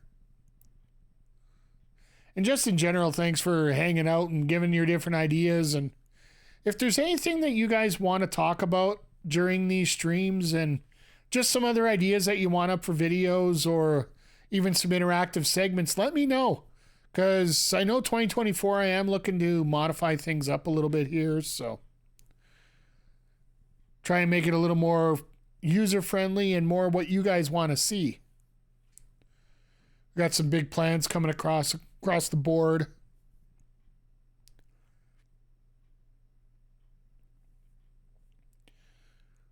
And since we have such a great team here working on all aspects here, like we got Mel, who's been in the chat here, along with Astrid and Andre, covering all the wrestling talk that I end up simulcasting on our video channel. And then you got PJC and Rick Jules as part of the gaming side. We're looking to make 2024 the best yet. Who knows? Maybe we'll even get some more people added in.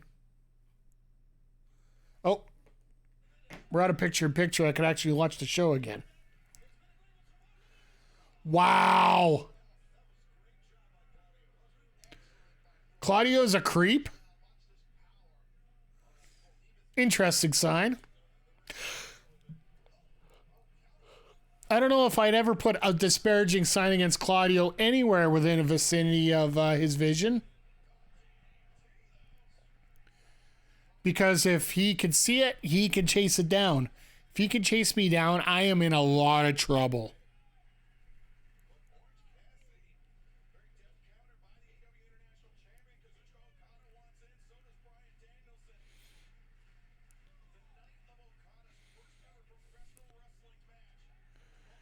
Oh, here we go. Danielson and Okada just stared each other down. This is what everybody wants to see.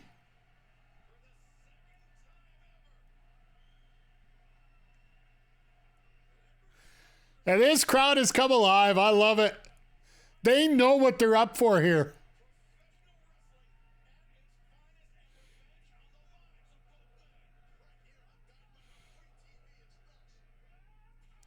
I'm with Taz. Free TV for this?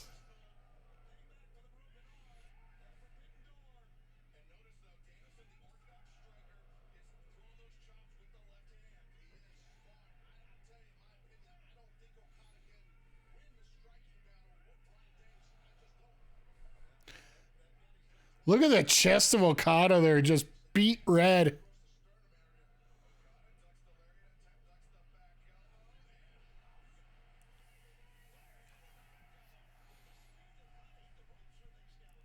My God, like, look at it.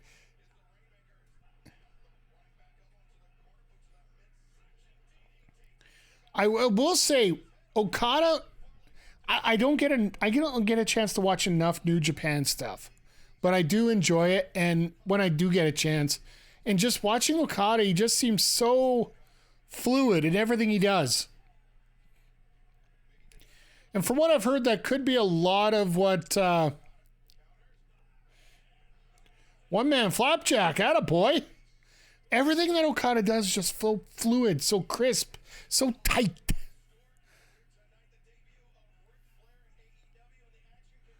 I still can't believe they're advertising the debut of Ric Flair. Is that going to be like a regular thing?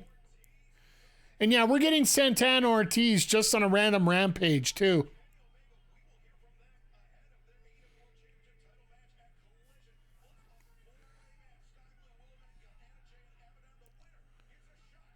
So, Willow and Sky, okay. So Shida's got to do 2 in a week?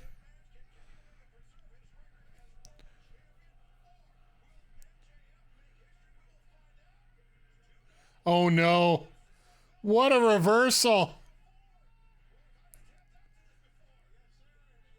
This is where Orange has got to come in and make the save.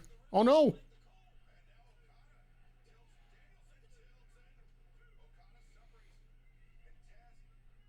I like that. Like 3 different saves there.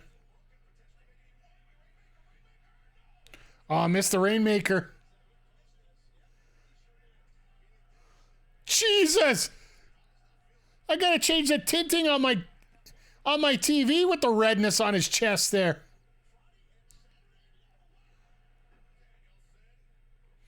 Oh, here comes the knee. Nope. Thought they were gonna get the Busaiku knee in there.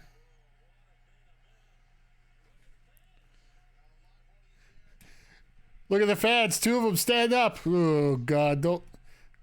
As much as I appreciate the fan shots, maybe just keep it at the wide shot, and then maybe if you notice everybody getting up.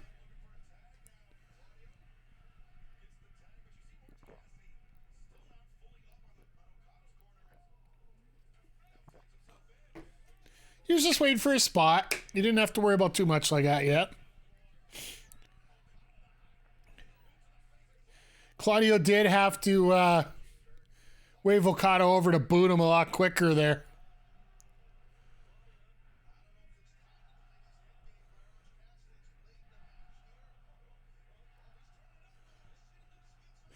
Now Claudio's like, oh shit, he can actually hit stuff.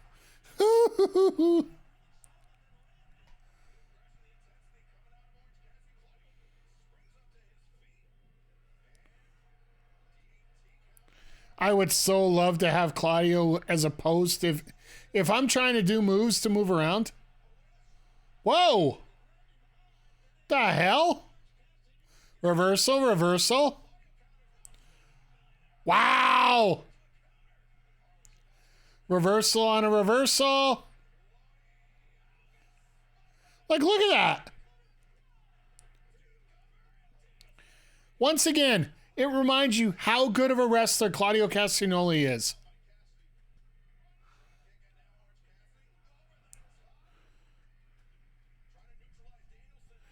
We could have Claudio and Sheamus again, yeah?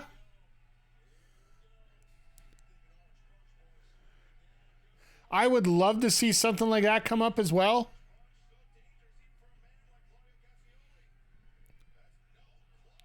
Wow! Mid-air! Like...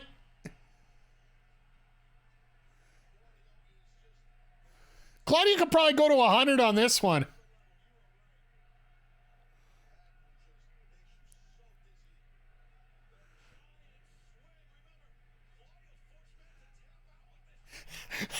Everybody thought he slowed down. He's like, nope, we're going to speed up again. Oh, freaking Excalibur. Calls it the Scorpion Deathlock now because we don't have Bret Hart here. It's a damn sharpshooter, you son of a gun.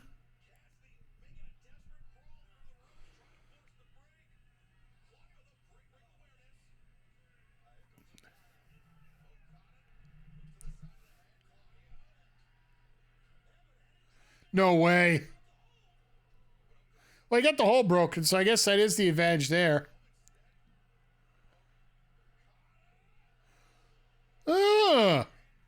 A version of white noise there.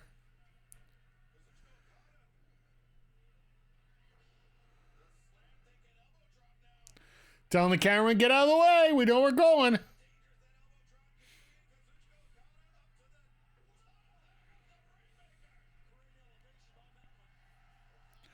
The Rainmaker elbow. Now let's get the Ripcord clothesline out of the way here. They even did the camera. They did the camera again. Oh, the cheese. All right, little OT here.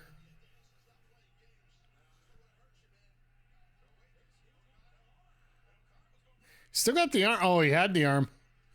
My God, that drop kick.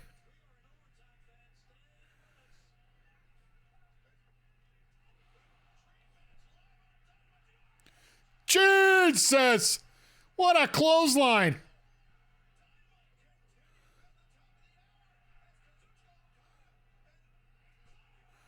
Flying uppercut. My goodness. Good night. Wow.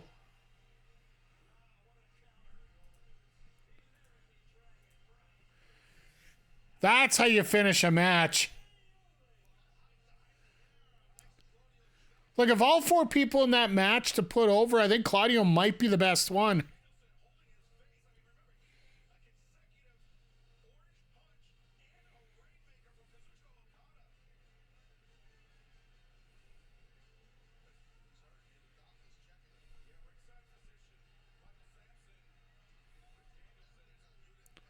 You didn't Moxley? Oh, God.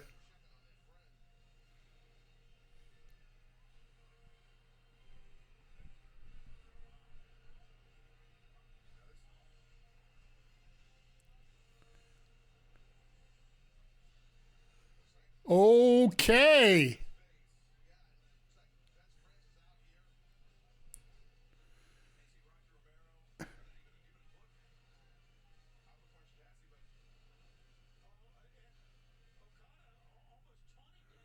Wow.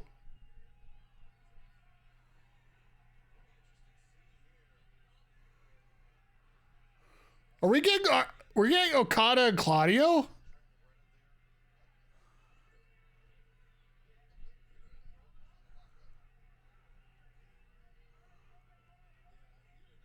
And Hook's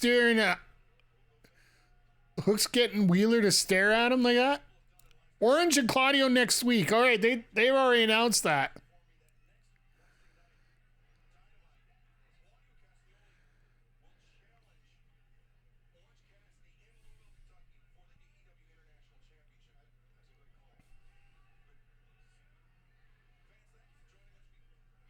Danielson just keeps getting beaten up every freaking week here.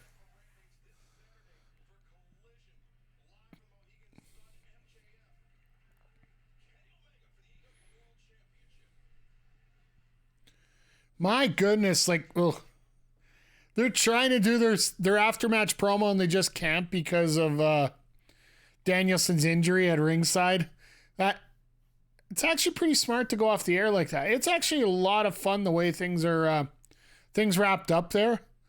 And the fact that we might get Claudio and Okada. I'm almost thinking we could almost get Claudio and Okada at Wrestle Kingdom. Like, why not send them over there? The crowd would absolutely love it. This has been an absolute insane night of action. RVD back in Philadelphia, teaming with Hook, getting the victory there over the Dark Order. We had MJF retaining his diamond ring for the fourth year in a row. That might as well just, yeah. I'd assume it's a work. I